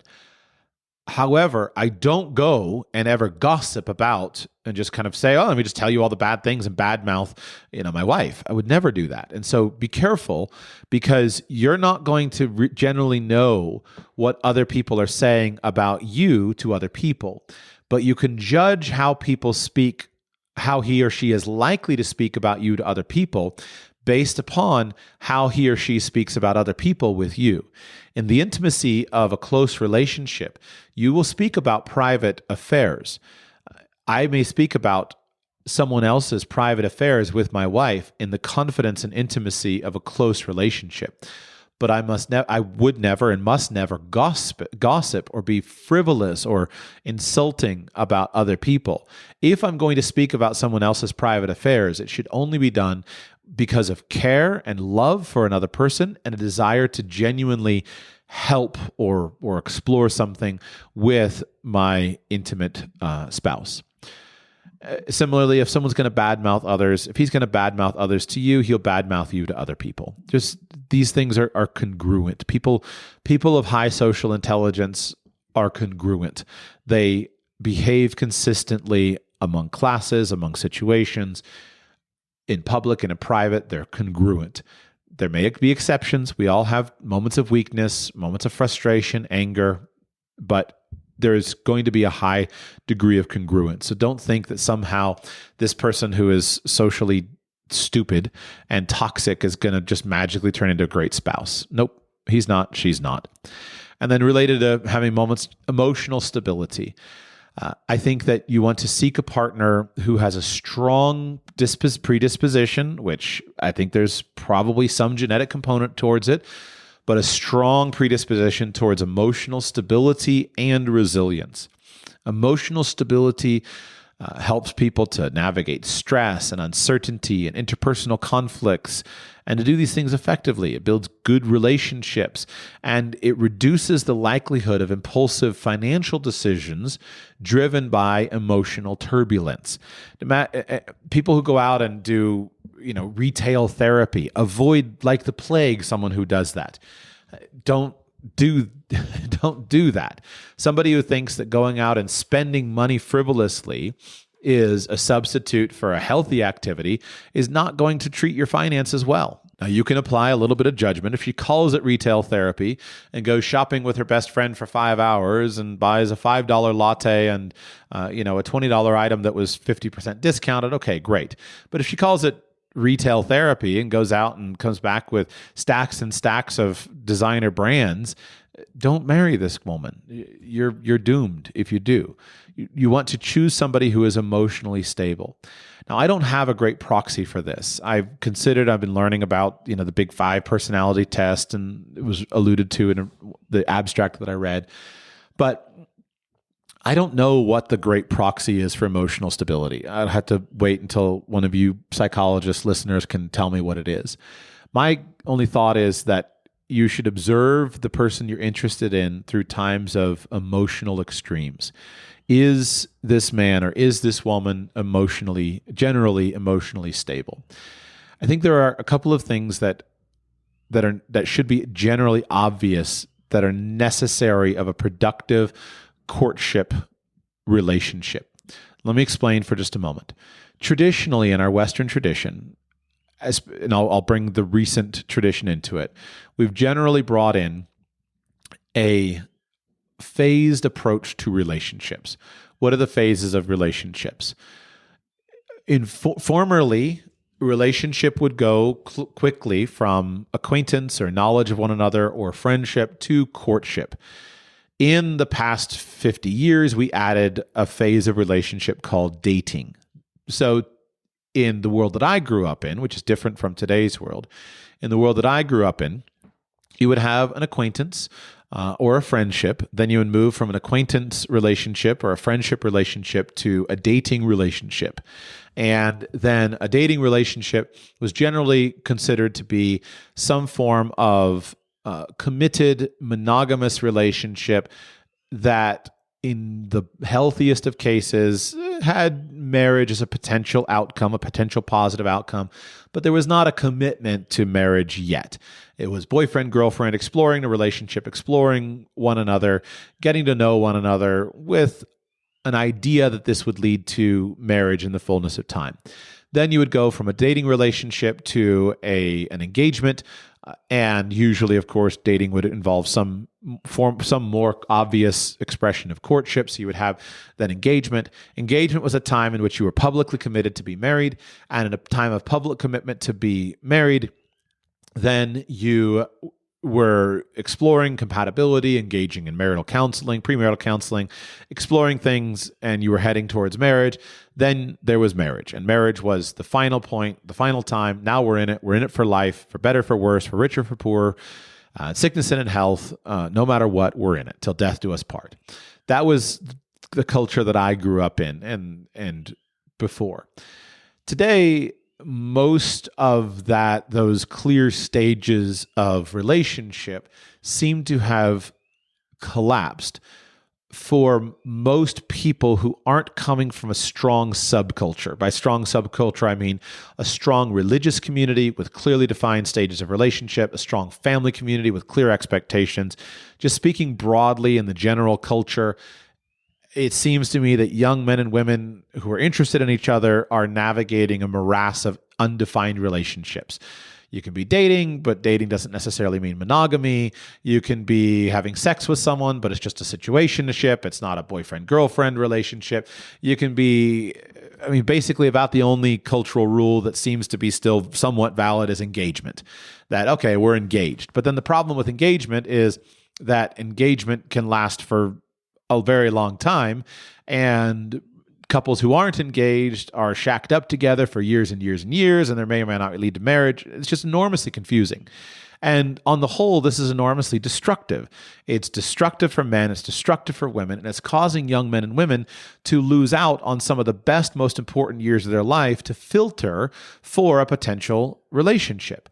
And it's enormously, especially I think where it really happens is men are, generally speaking, harming young women by engaging in things that either are a relationship or could be called a relationship without a plan to move that relationship to marriage.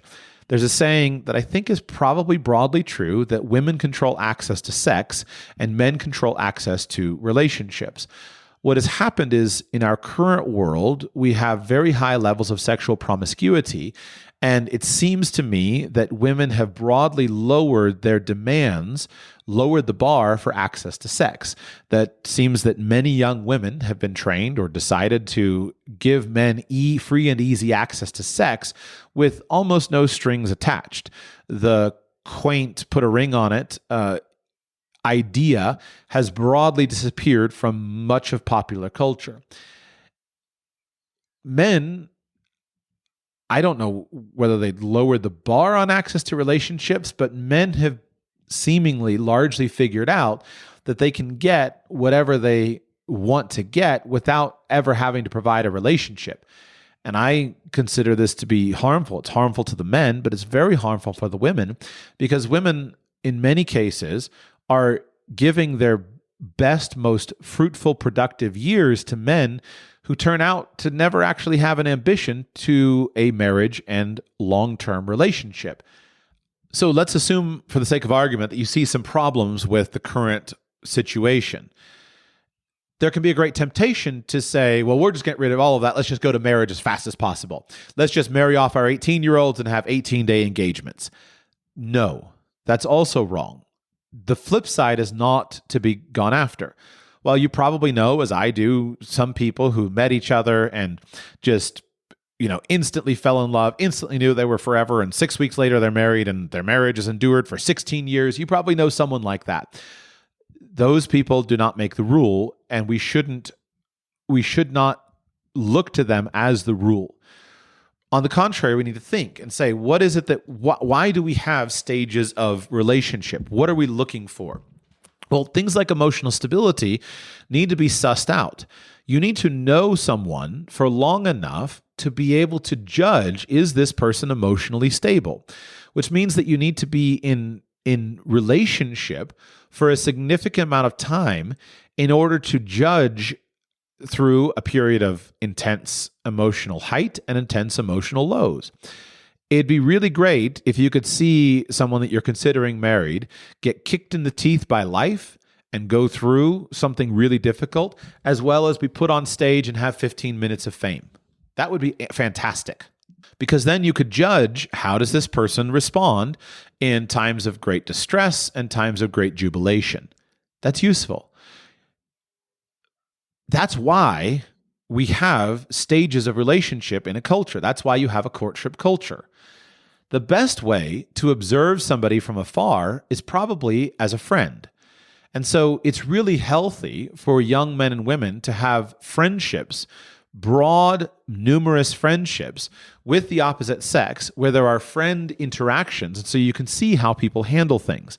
And it's really wonderful if you have been able to be friends with somebody for a long enough period of time to observe him or her go through triumphs and defeats so that you can see, how does this person handle those things?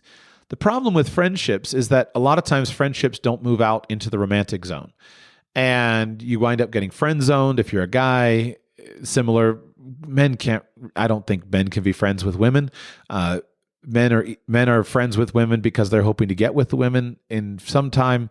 I know that's unpopular to say, but I don't see the alternative ever being true. It's not true in my experience. I don't know any men who are genuinely friends with women on the long term who are not interested in a long-term relationship, at least past a certain age. I think an exception could be that when you're put together, possibly in a social dynamic, you're in school together, and you have just a natural reason to be together, you can be very friendly and be friends with women in that context.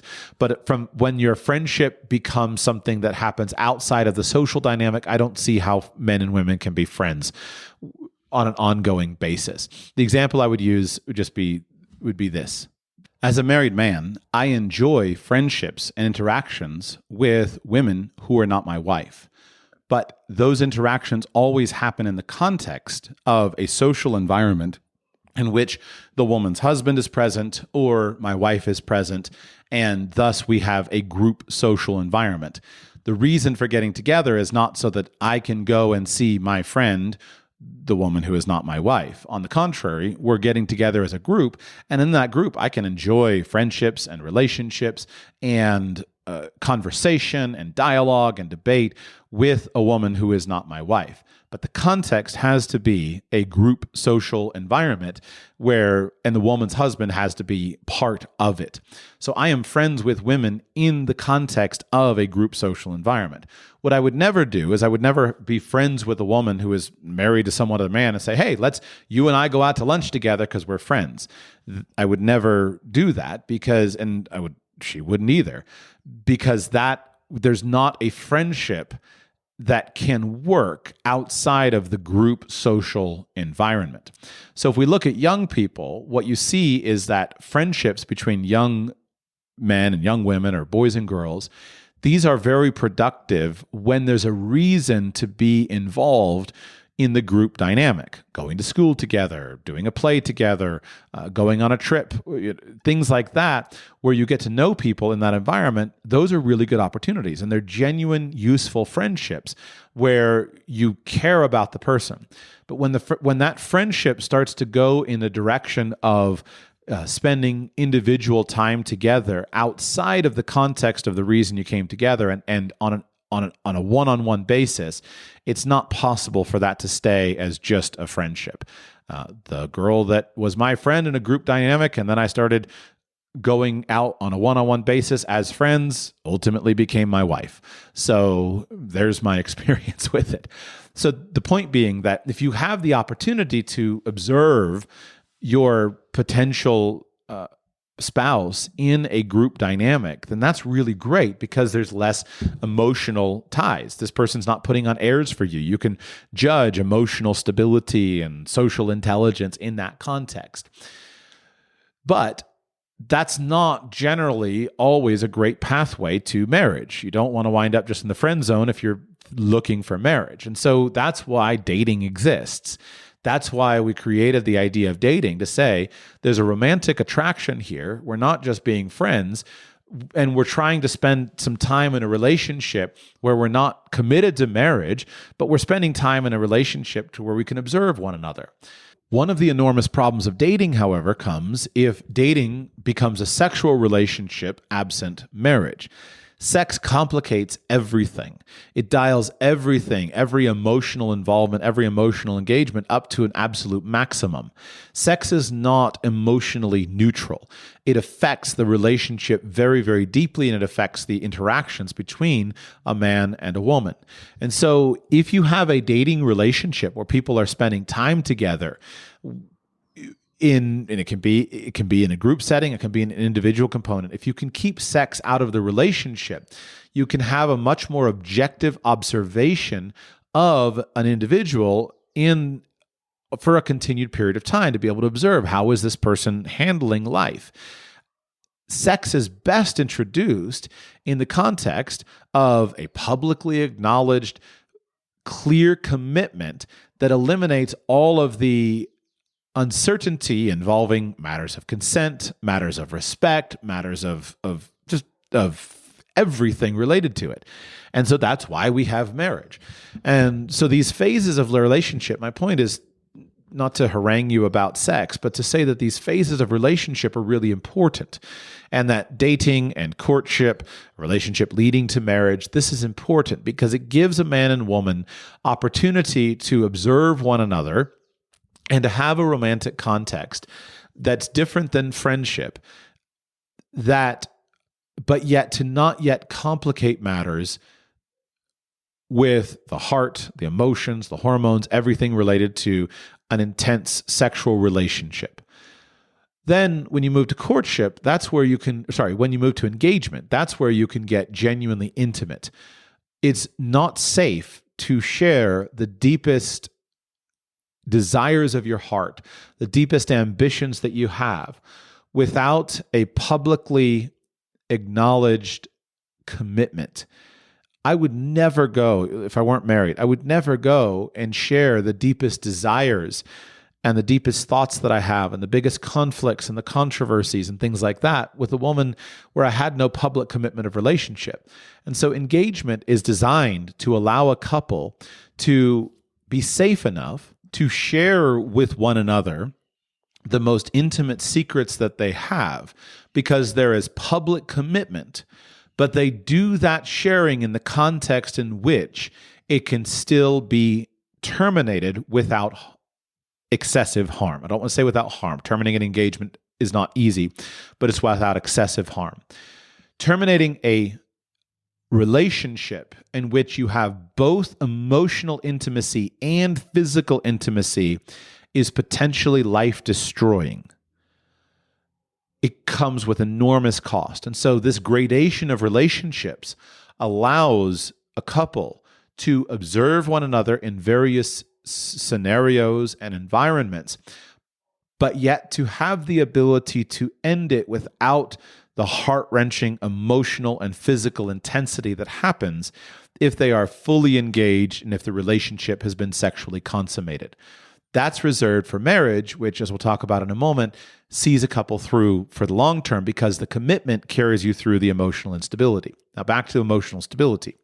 I don't have a great proxy for this, but what you want is enough time to observe the person through times of emotional extremes. Is this person stable?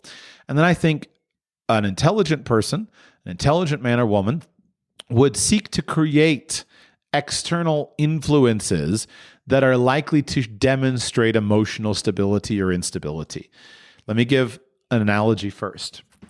When you're learning to shoot a gun, if you're in the military, first thing you do is you learn to stand at the firing line, and you learn to shoot the gun. And you shoot. Shooting a gun while standing at a firing line on a firing range is pretty easy. It doesn't require much. But how do you simulate combat? Well, you can't simulate combat very effectively with troops safely if there's actually a risk of this person being injured.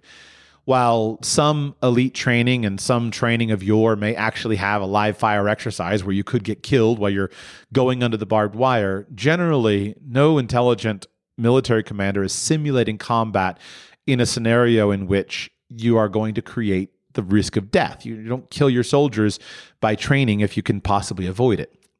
So what do? Well, they find something else that simulates the basic conditions of combat. And in firearms training, that's something like exercise. And so what they'll do is to practice your marksmanship skills, you start with just cool, calm, collected, putting in your shots. Then you start running 20 yards. So you sprint 20 yards down, sprint 20 yards back. Now your chest is heaving, your adrenaline's pumping, your body's all just going crazy. Now you got to shoot accurately with the adrenaline pumping. And that's analogous to a condition that you'll be in combat.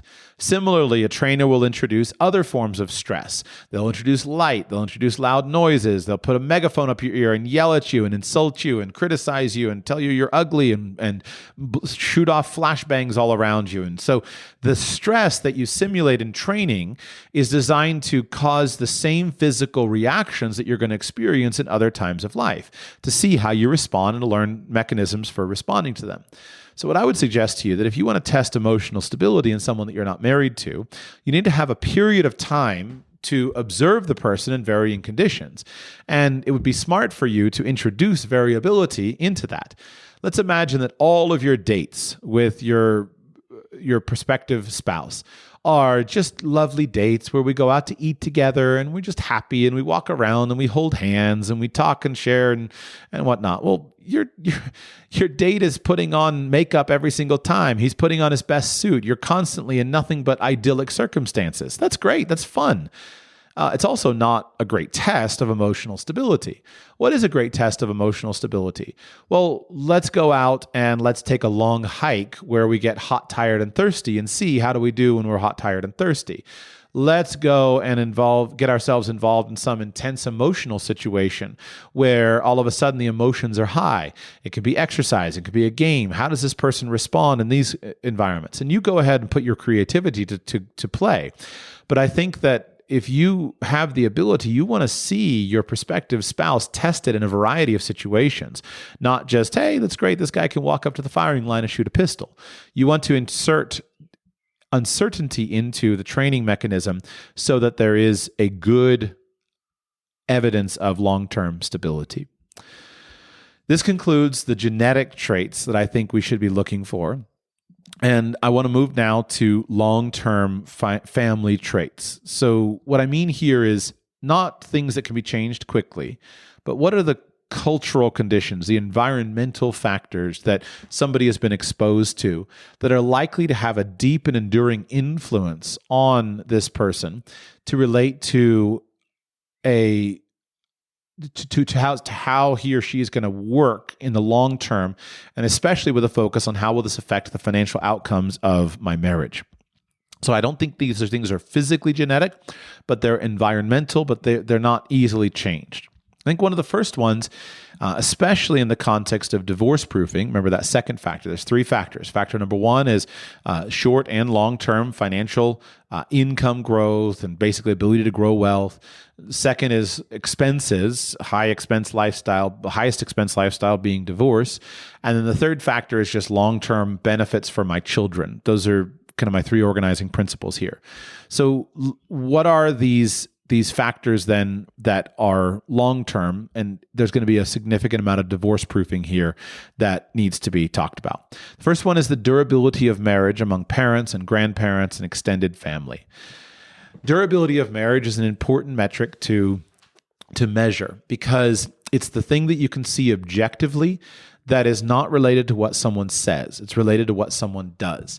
And it's something that you have to observe today because there's probably going to be a great discrepancy between what someone says and what someone does. If I understand the research right now, I would cite here Brad Wilcox's recent book on marriage. But what he asserts in his book is that the data demonstrates that the elite among us, the socially elite, are very likely to say anything goes. A social elite is very likely to say, hey, you do you live how you want to live, marry who you want to marry, love who you want to love, you do you just do whatever you want. But from a behavior perspective or from a cultural perspective, someone who is part of the current social elite is very likely to have very high standards of actual behavior. And so you're going to get married and you're going to stay married. You're going to marry someone that's appropriately suited to you. You're not going to marry a wacko. There's a strong family and social pressure for these things. Now, that's different than other classes. So although other classes are also likely now in today's world to say, hey, you do do whatever, live how you want to live, and then they follow through on it. There's also people that profess to have standards like, oh, you got to live this certain way, but in reality, their life doesn't match up to that. So what can you do? Well, I think you could judge someone by the durability of marriage among a person's parents or grandparents, siblings, extended family around. Is this person surrounded by long enduring marriages? Now, this is not necessarily a purely disqualifying criteria. We know that people whose parents are married in long-term marriages with no divorce, they're statistically more likely to stay in marriages themselves. But there are the flip side as well. It's not necessarily disqualifying. But I think what you're really meaning that parents divorce, if this person's parents are divorced, it's not, okay, that out, done. But what you're looking for is to really understand the reasons, because somebody's propensity to marry and divorce is very much going to be judged, but is likely to be related to good decision making. Is this person surrounded by people who make good decisions, focusing on the long term, focusing on what's best for the group, focusing on what's best for the children, for the tribe? Or is it all about short-term gratification? What's best for me? How do I feel at the moment? What makes me happy? Is there a culture where bad decision makers are just, oh, it's no big deal. So-and-so, Susie she was with this guy and she had another guy because she felt happy because she was with him because he just gave her the tickles? Or is there there a culture where bad decision makers are ostracized and shunned, or are they just accepted and it's no big deal? Is there a family pressure towards being smart, making good decisions, going to college, choosing your friend group carefully, and maintaining enduring relationships? Here's my current working theory on durability of marriage relationships. I'm guessing that there's about 20% of people in society who are just naturally inclined to easily enter into marriage relationships, have them last forever, no problems whatsoever. They never even struggle and try. It's just easy for them. I'm also guessing that there's probably 20% of people in society who are so hopelessly socially incompetent that they probably have no ability to ever form a long-term enduring relationship. And it's just totally, they're just hopeless. They're never going to make it. So I'm guessing that there's those two extremes. What I care a lot about, though, is the middle 60%, because I think the middle 60% is where we need strong social pressure. And marriage is one of those things where that strong social pressure really, really helps. And formerly, it seems like we had that culture, broadly speaking. As a culture, we shunned and ostracized those who were divorced. We shunned and ostracized people who were unfaithful to their spouses. We shunned and ostracized people who made bad decisions. And clearly, that culture looked and said, hey, wait, this is bad, this is painful. That was why we invented no-fault divorce. They said, well, we just, people have irreconcilable differences and we just have to end this. Again, but I would say those are probably that bottom 20%. But what we've created in the wake of it is we've created a world in which there's not much support to get couples through the hard times. And hard times are as normal and as expected in marriage as they are in business or in school or in any other, or in athletics or in any other domain of life. And so the top 20% have the grit to just naturally get themselves through the hard times just with their own courage. They face enormous difficulties and they just press through automatically because that's who I am. But in athletics, what we do is we coach that middle 60%. We say, you can do it. And in academics, we say, if you fail, we're going to coach that middle 60%. And in life and in business, we coach that middle 60%. We say, dust yourself off, but stick with the plan, stick with the vision. But in marriage, we don't coach that. We've created a culture in which instead of coaching that, we just automatically throw in the towel and we say, no problem. And so it seems to me that we need to have that strong social pressure to keep the middle 60% of marriages together. Now, that pressure used to be legal. And that was why no-fault divorce was such a disaster. It used to be understood that if I marry you and you marry me, if I don't commit adultery against you, I don't abandon you, I don't abuse you, that you got to stay married to me. And that was the social contract. And that kept people going in when they were excited, and it kept it through them when they were unexcited, and it provided and protected both people. It protected men and women. And as I said recently, marriage is a contract between a man and a woman where they put in differing amounts at different times.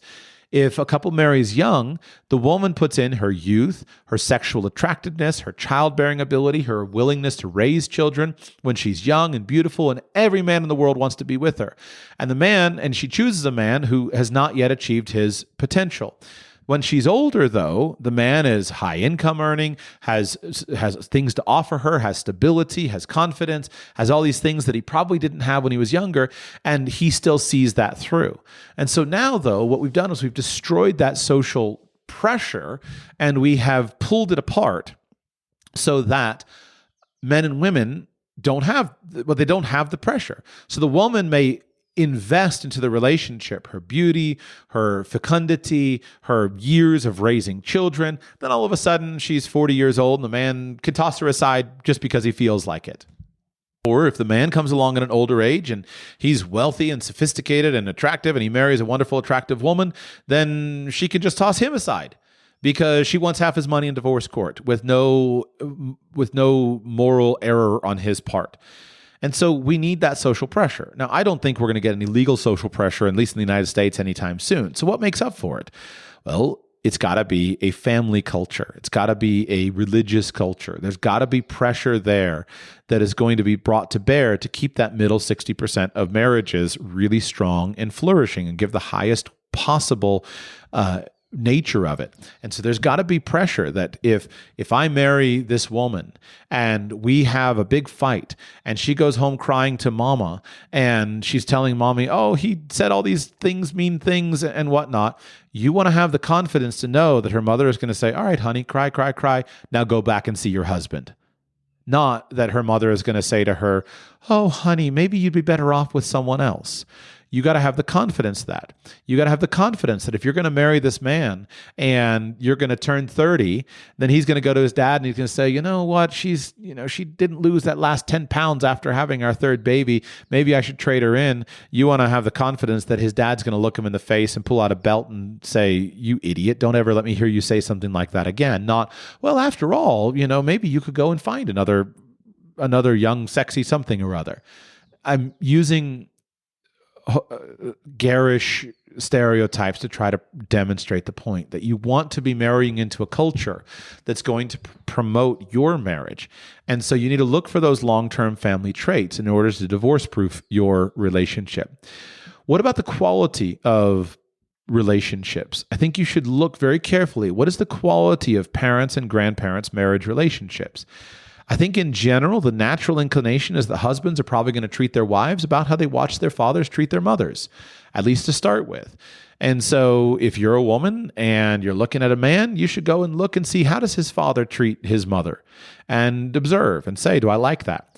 I think wives in general are probably going to treat their husbands about how they watch their mothers treat their fathers, at least to start with. So if you're a man who's interested in a woman, go and spend some time watching, how does her mother treat her father? Do you like that? And do you want this person to treat you the way that you observe? If you see problems in that, not necessarily disqualifying, but does your prospective spouse also see those problems? And does your spouse have a desire to change? So think about these things from the quality and durability of relationship. I think you should look carefully at what is the family history of financial success. I don't believe that financial success is a matter of genetic history, at least not currently. But I think that if you consider your potential spouse's history of financial success, it can provide insights into genetic and cultural predispositions toward wealth accumulation. So what are you looking for? Responsible financial management, long-term thinking, people who have a strong locus of control, recognize that they're in charge of their situation rather than other people. Look for a history of entrepreneurial endeavors. Look for a high appreciation of academics and an honoring of people who are skilled and highly educated. Look for generational wealth. These all are related to cultural factors that are likely to lead to your family being a prodigious accumulator of wealth. On a very practical level, it all comes down to what's going to be the encouragement if you say, I want to start a business. What are her parents going to say? Are they going to say, absolutely, you should start a business and let us be your first customer? Or are they going to say, oh, I think that's risky, you probably shouldn't? What if you say, I'm learning about investing. Do you have any tips for me?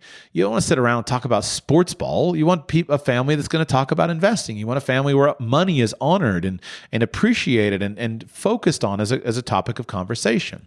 It'll be much easier for you to be successful in business, to be a successful investor, to be successful in financial management if you had a family culture in which you're lauded for your wise decisions and your frugality and your conscientiousness, rather than where you're made fun of for those factors. And so recognize that the family history of financial success is going to be a big factor on you. And it's going to be a factor on even just the nature of your relationship. If you're a man and you grew up and you're considering a woman who watched her father grow up, working long, hard hours, and saw him struggle when he was young, but now sees him as wealthy and accomplished and able to enjoy the fruit of his labors, she's gonna really appreciate your long, hard work much more than if she just never had any exposure to that. And she's whining, well, it's 5 o'clock, you need to be here. No, she understands that you're going to need to make a sacrifice to be successful in business. Conversely, let's say that your potential wife grew up watching a man who was just a lazy jerk, and her whole life he just was a total loser. And so you don't want to be a loser. You want to make something of yourself. But what if she doesn't expect you to make something of yourself. She doesn't think that that's likely to be worth it. She's not going to push you. She's not going to encourage you. She's just going to assume, well, the man I'm married to is likely to be a lump just like my dad. You don't want that. You want a wife who's going to push you, who's going to encourage you, who's going to, if you're sitting around because you got laid off, you don't want a woman who's going to say, well, honey, why don't you just sit around in the house and the couch and mope? You want a woman who says, get out the door and go find a job. And here's a kick in the butt. That's what you're looking for, is a woman who will drive you and push you on. And a lot of that is going to be driven by what she observed. Let's say that you are interested in a woman whose father treated her mother very poorly, who committed adultery against her, or who constantly didn't see to her needs, didn't see to her luxuries, never had enough money for anything. Well, now all of a sudden, there's a good chance that your wife is not going to be able to trust you and your willingness to provide for her and your ability. She's going to feel like, I've always got to have my own reserve set aside. I can't trust him. I've got to make sure that I make money. All this stuff goes very deep, is the point. And so you want to look and see, what is the family history related to finance, and how is that going to impact our financial culture? What you're looking for is a culture of financial prudence and wise decision-making. It's not about the actual dollar figures involved necessarily. That certainly helps. If you can marry a man whose dad earned 8 figures instead of 5 figures, do it. Because there's a decent chance that the man that you're going to marry is more likely to earn 8 figures instead of 5 figures. Go for it. But it's not so much about the dollar figures. It's more about how are decisions made. You could have somebody that you're interested in who's driving a very expensive car. Maybe it's a really high-end Mercedes.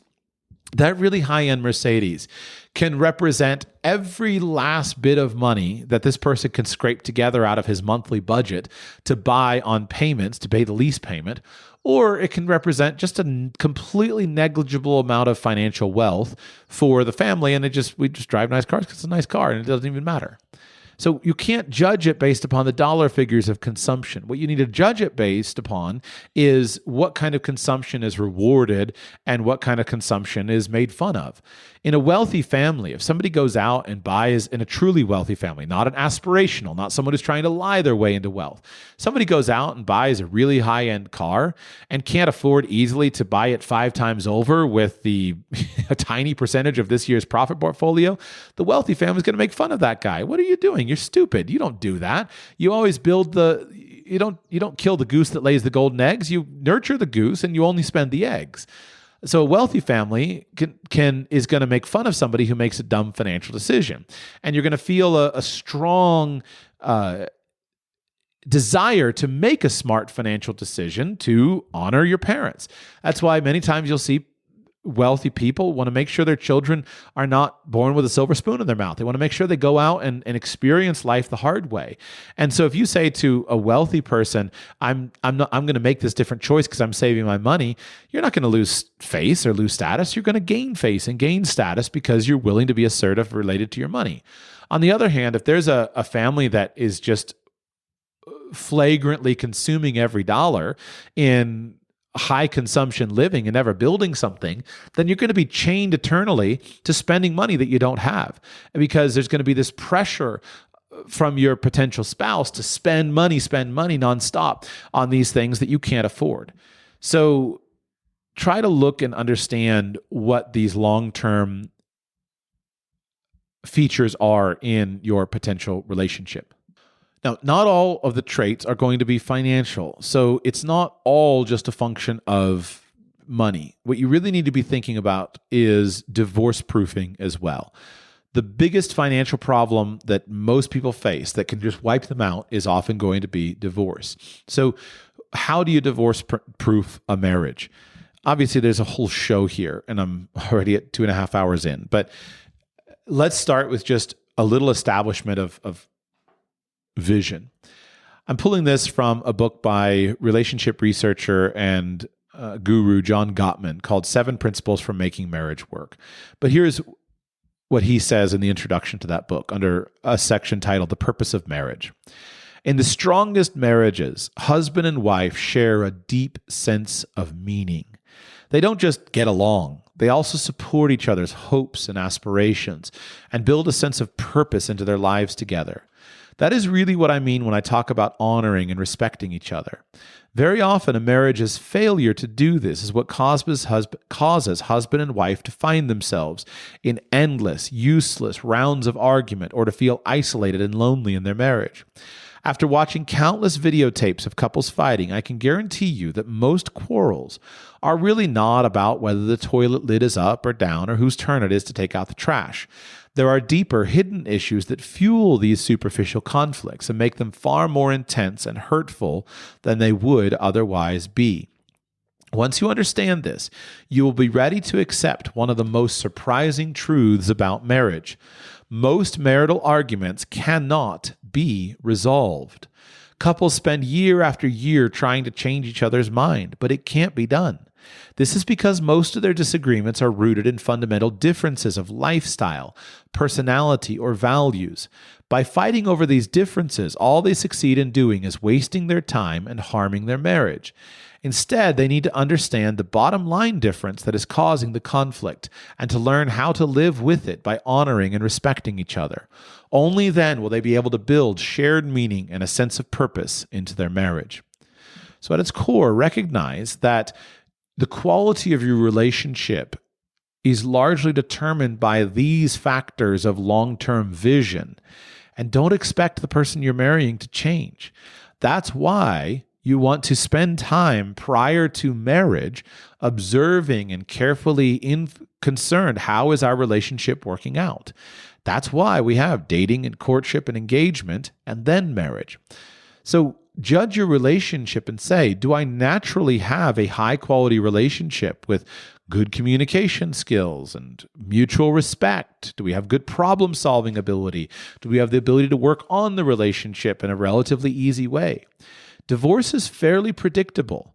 Let me read from the same book called this is John Gottman, 7 Principles for Making Marriage Work, titled Predicting Divorce with 91% Accuracy.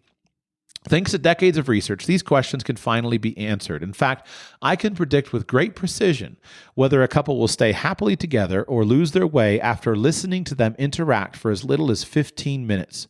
Over 7 separate studies, my accuracy rate in making such predictions has averaged 91%.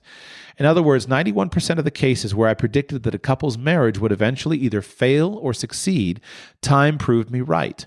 I don't think my success in foretelling divorce earns me any bragging rights because it isn't due to some superhuman perception or intuition. Instead, it rests solely on the science, the decades of data my colleagues and I accumulated.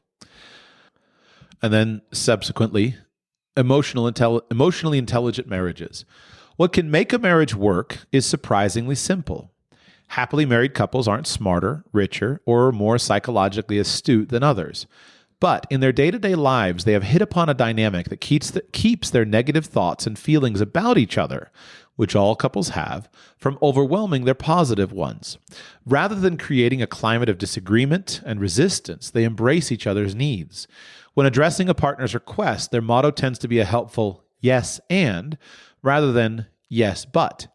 This positive attitude not only allows them to maintain, but also to increase the sense of romance, play, fun, adventure, and learning together that are at the heart of any long-lasting love affair. They have what I call an emotionally intelligent marriage. Emotional intelligence has become widely recognized as an important predictor of a child's success later in life. The more in touch with feelings and the better able a child is to understand and get along with others, the sunnier that child's future, whatever his or her academic IQ. The same is true for spouses. The more emotionally intelligent a couple, the better able they are to understand, honor, and respect each other and their marriage, the more likely that they will indeed live happily ever after. Just as parents can teach their children emotional intelligence, this is also a skill that couples can learn. As simple as it sounds, developing this ability can keep husband and wife on the positive side of the divorce odds. Now, I was intending to go in and talk about divorce proofing. He has this great chapter in this book where he specifically goes through and says, okay, well, let's talk about it, but let's look for the signs of what causes a marriage to go bad, how I predict divorce, but it would probably take me about an hour to go through it. So let me just set that aside to you and just encourage you, spend some time reading about marriage, reading about divorce, and make sure you understand what you're looking for. Especially, and again, this episode is geared towards people who are not married. That's what I'm hoping to reach. So if you are married, then you need to teach this to your children. One of the great problems that people face is in our culture is we don't talk enough about the simple things that lead to positive and negative outcomes related to marriage. And so because we're not talking about them enough, people are spending their time largely making decisions based upon emotional attraction. Emotions are a fundamentally important component of a high-quality marriage relationship. They are not the only component. They are the sauce on top of the food that makes the food incredibly delicious and savory, but they're not what sticks to your ribs. They're not what keeps you going through to the next meal. Teach your children what to look for. If you're young, think about what to look for and be willing to have standards and important characteristics that you think are important that you're looking for. The next thing to look for is financial resilience and flexibility. And I repeat, I'm not trying to lay out all of the core components of a happy, healthy marriage. There are many, many things. I'm trying to focus on what are those things that are probably going to make a big difference to the finances of a marriage. And some of them are important to keep the marriage going, but then I'm just focusing on the things that are financial. You will have all kinds of other things that you appreciate and look for in marriage beyond these factors. But you want to look for financial resiliency and flexibility in your proposed spouse. For men, maintaining a wife in style is a very real goal for most men. It brings me enormous satisfaction to give my wife nice things, to spend money on her. I derive enormous amounts of pleasure out of it. Similarly to my children, it makes me happy to provide luxuries for her. So maintaining a wife in style is a very real and satisfying goal for most men. Having to maintain a wife in style will poison a relationship. Her expecting to be maintained in style would eliminate all of the pleasure from my relationship. And that's one of these interesting dichotomies that if you as a woman are generally low maintenance, you don't have a lot of needs, a lot of desires, your man is likely to do everything he can to provide every luxury and nicety that is within his ability, and he'll love doing it. But if you turn around and you start setting conditions and having requirements that this is how I have to be maintained, then it will poison your relationship. So be careful about people who have high standards. Make sure that the person that you are interested in is resilient and flexible, knows how to be abased and knows how to abound, knows how to live in luxury and in style, and knows how to live in simplicity and in a basic way, knows how to travel in luxury and knows how to travel in poverty. Just imagine that you're a woman and you're married to a man who, I just can't eat. I just can't unless everything is just right, unless your house is exactly the way it's supposed to be, unless you maintain him exactly in style. Or a wife who, I just can't sleep in that. Ew, I can't. What an obnoxious, persnickety people are annoying to live with. And so you should develop a way of testing the financial resiliency and flexibility of your proposed spouse. I would recommend to you that you try to schedule something that is really high end, a black tie ball, a beautiful gala, an elaborate weekend away, and see how does my proposed spouse do in finery and luxury and sumptuous surroundings? Does he know his way around the dessert fork and the silverware? Does he understand how to be comfortable in high society? I would also propose that you take a camping trip or a mission trip in an incredibly impoverished area, and you don't have access to a shower for 3 days, and you sleep on the ground, and see, how does my proposed spouse do with these very basic and primitive conditions? You want to make certain, if you want your marriage to result in long-term wealth accumulation, then there will be times in which you can enjoy luxury as a family, and there will be times in which you will need to tighten your belts and enjoy lack. And you can, if you marry the right person and you have the right characteristics yourself, you can enjoy luxury and you can enjoy lack. That's what you're looking for. Next, look for someone who has an appreciation of financial reality. Notice I didn't say literacy yet. What I mean is reality. Your partner needs to be living in the real world. Imagine your family is deep in debt. You're working day and night to get out of debt, and your wife is out getting multi-$100 beauty treatments. Or your family is deep in debt, and you're working day and night to get out, and your husband is out shopping for a new gun or new $300 hunting boots or whatever it is. Just imagine, like, you have to be, you want to marry someone who can understand reality. Your spouse needs to understand that finances are real and must be respected. You're not made of money. There are limits, and your finances are going to go up and down, and you need to be married to somebody who's willing to respect limits. In financial counseling, one of the things I've encountered time and time again is a couple who everything was going great until all of a sudden there were limits. And all of a sudden she went out and spent crazy amounts of money on the credit card, or he went out and bought a new truck, or just crazy things like that. And so you need to understand that reality and be able to communicate from a perspective of reality. Marry somebody who has an appreciation of financial reality.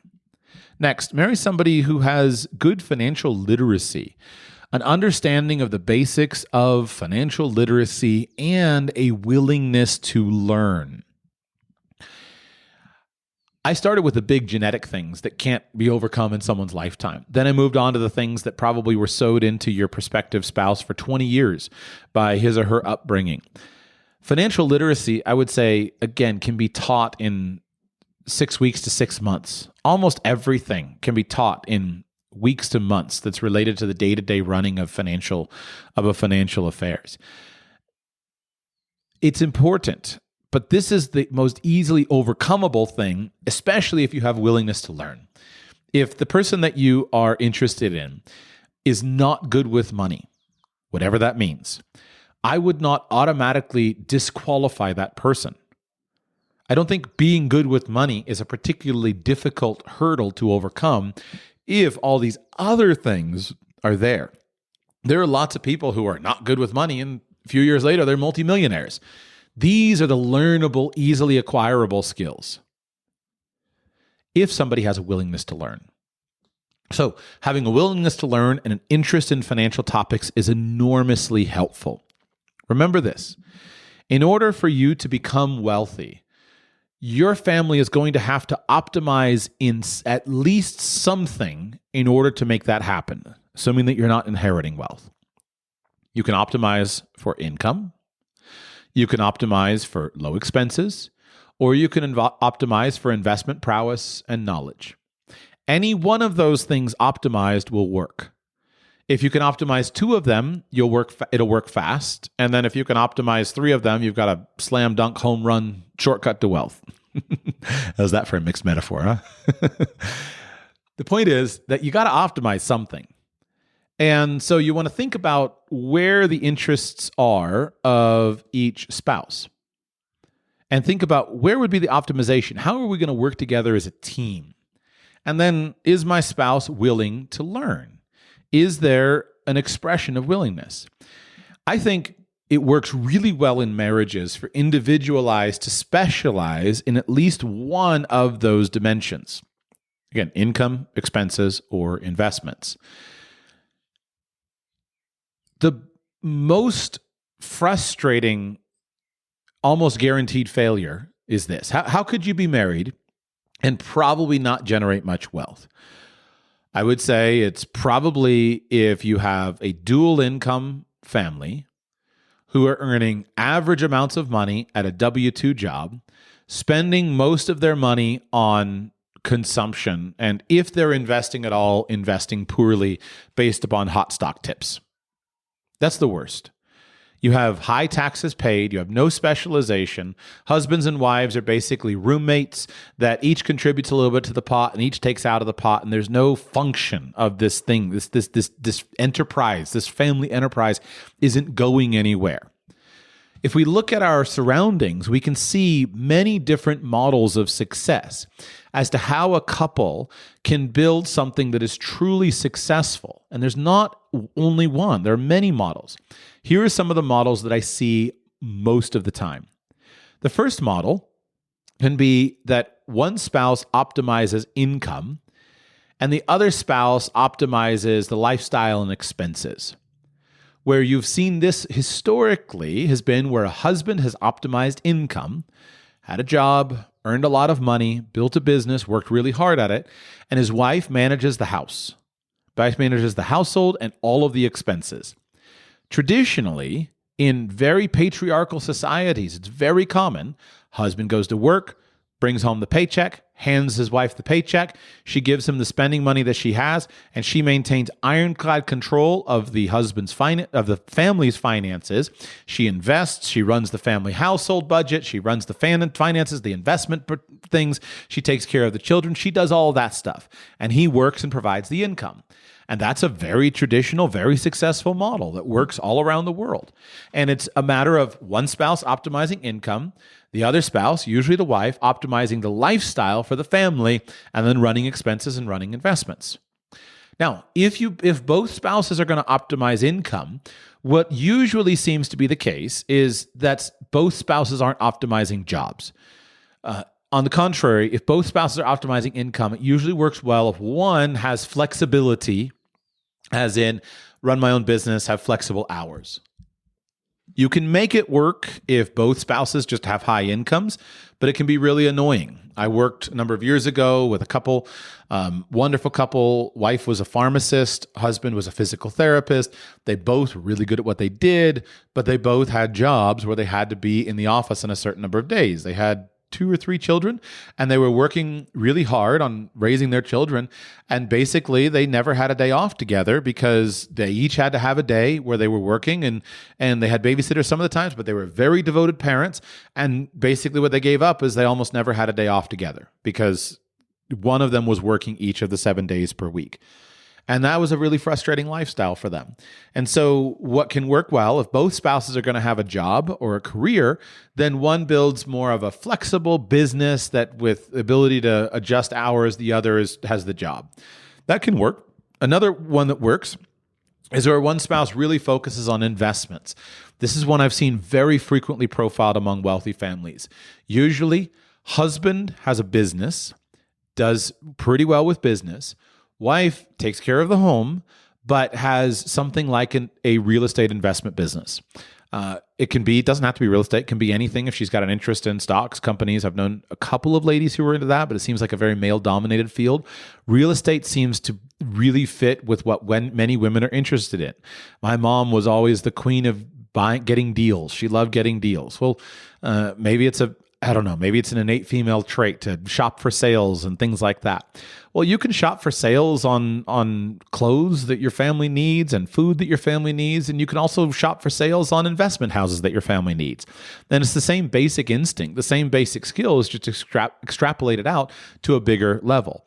And so having one spouse be really focused on optimizing the investments can work really well.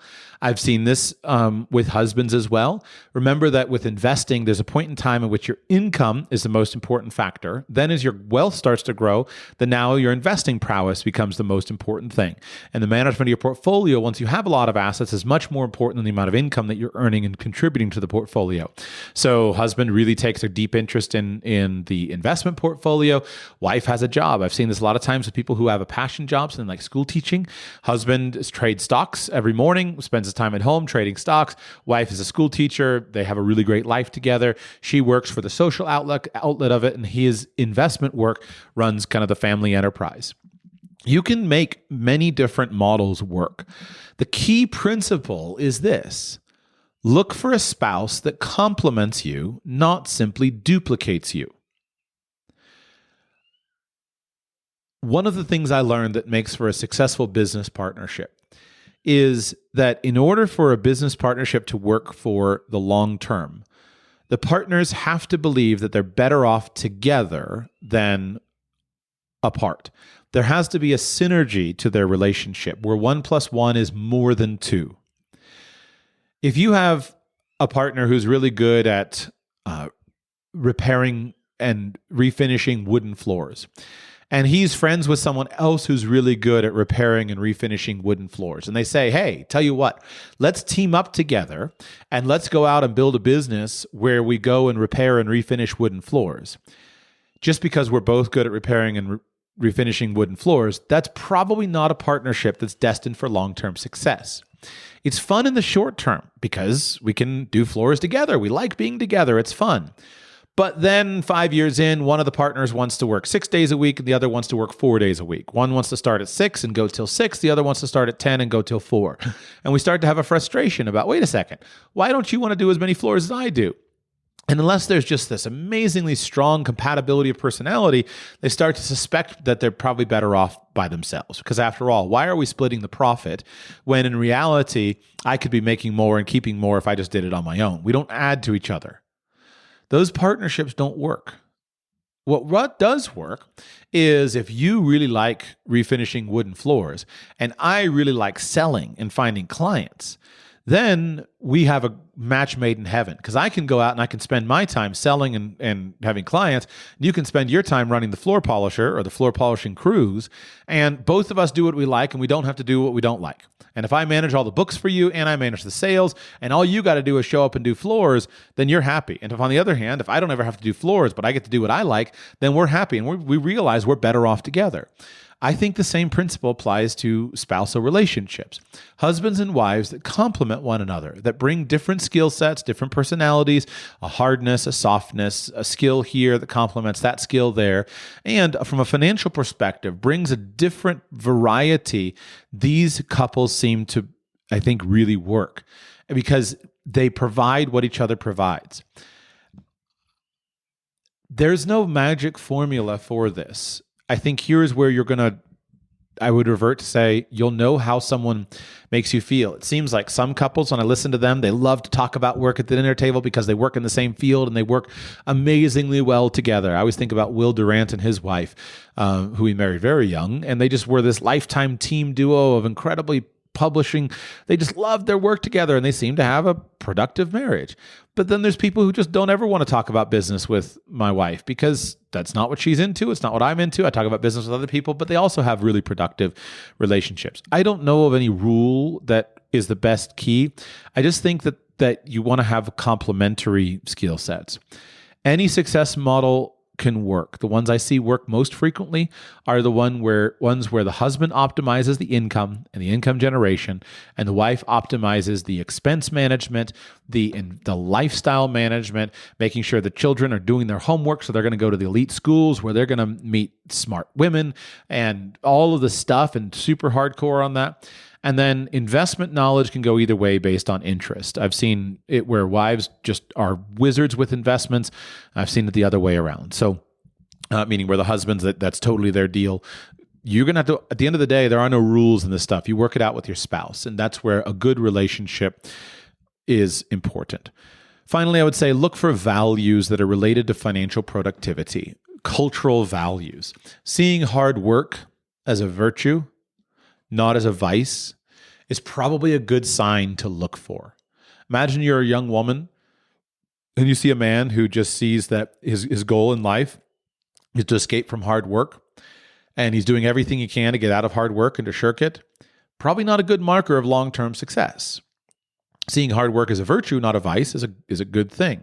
Same thing for a man looking for a woman. Seeing a woman who embraces hard work as something to be appreciated and to be enjoyed, that's a good indicator.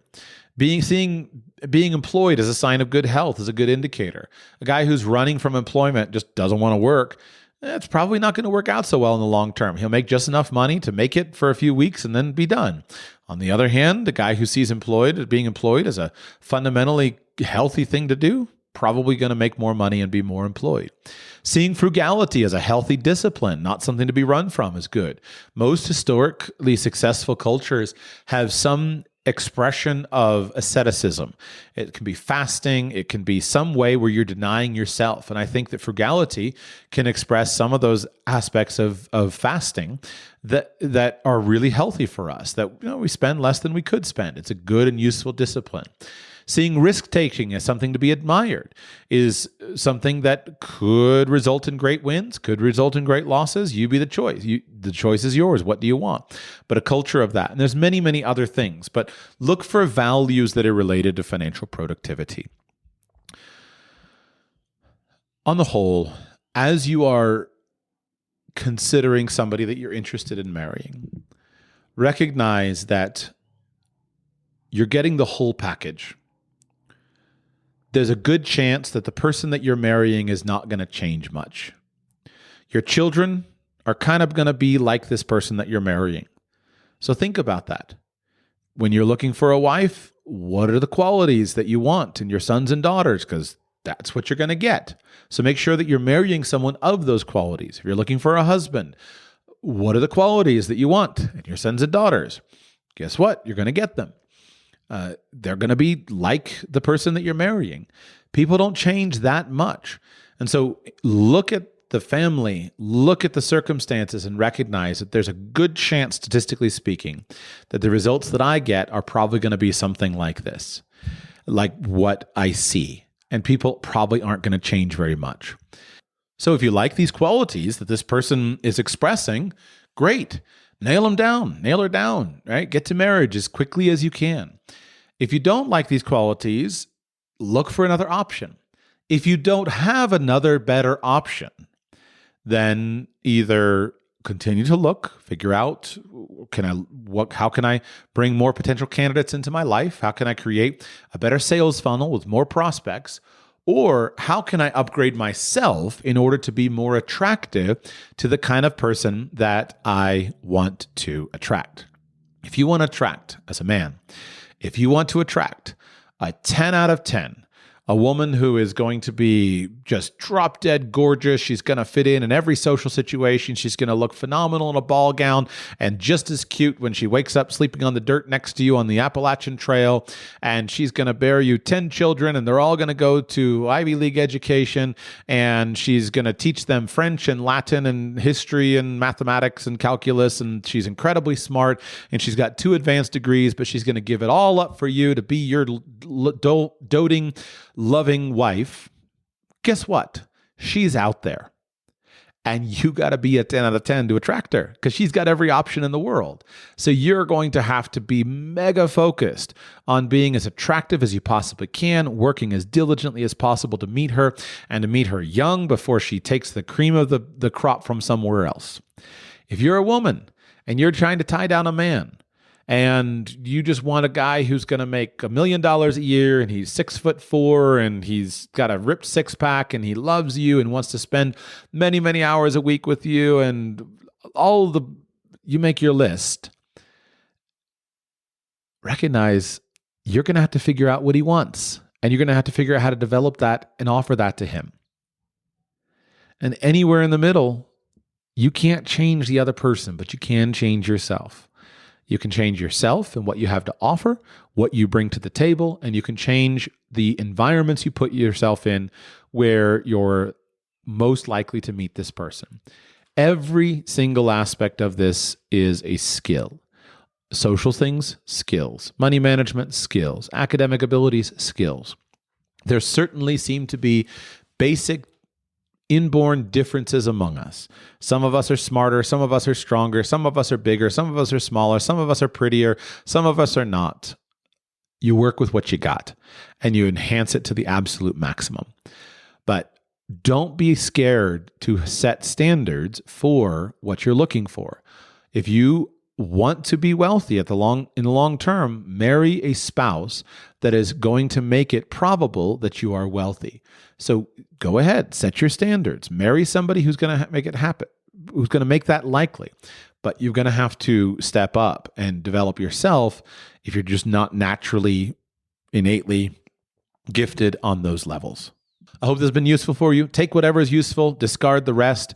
Take it and talk about it. We've got a lot of work to do within our families, within our local cultures, and more broadly, because it's our responsibility to help younger people to think, we've got to cultivate and fix some of the problems that our society has created. And if you're younger, just know I'm doing my best to fulfill my responsibility to give you useful thoughts. Again, take what's useful, discard the rest. You can do it. You can find somebody if you'll work on these things, and you can find someone that's going to result in your having long-term financial success in addition to all of the other important areas of success.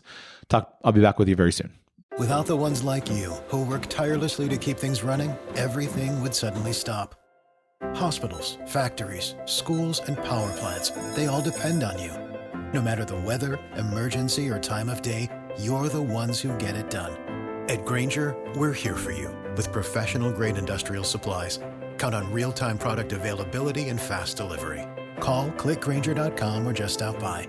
Grainger, for the ones who get it done.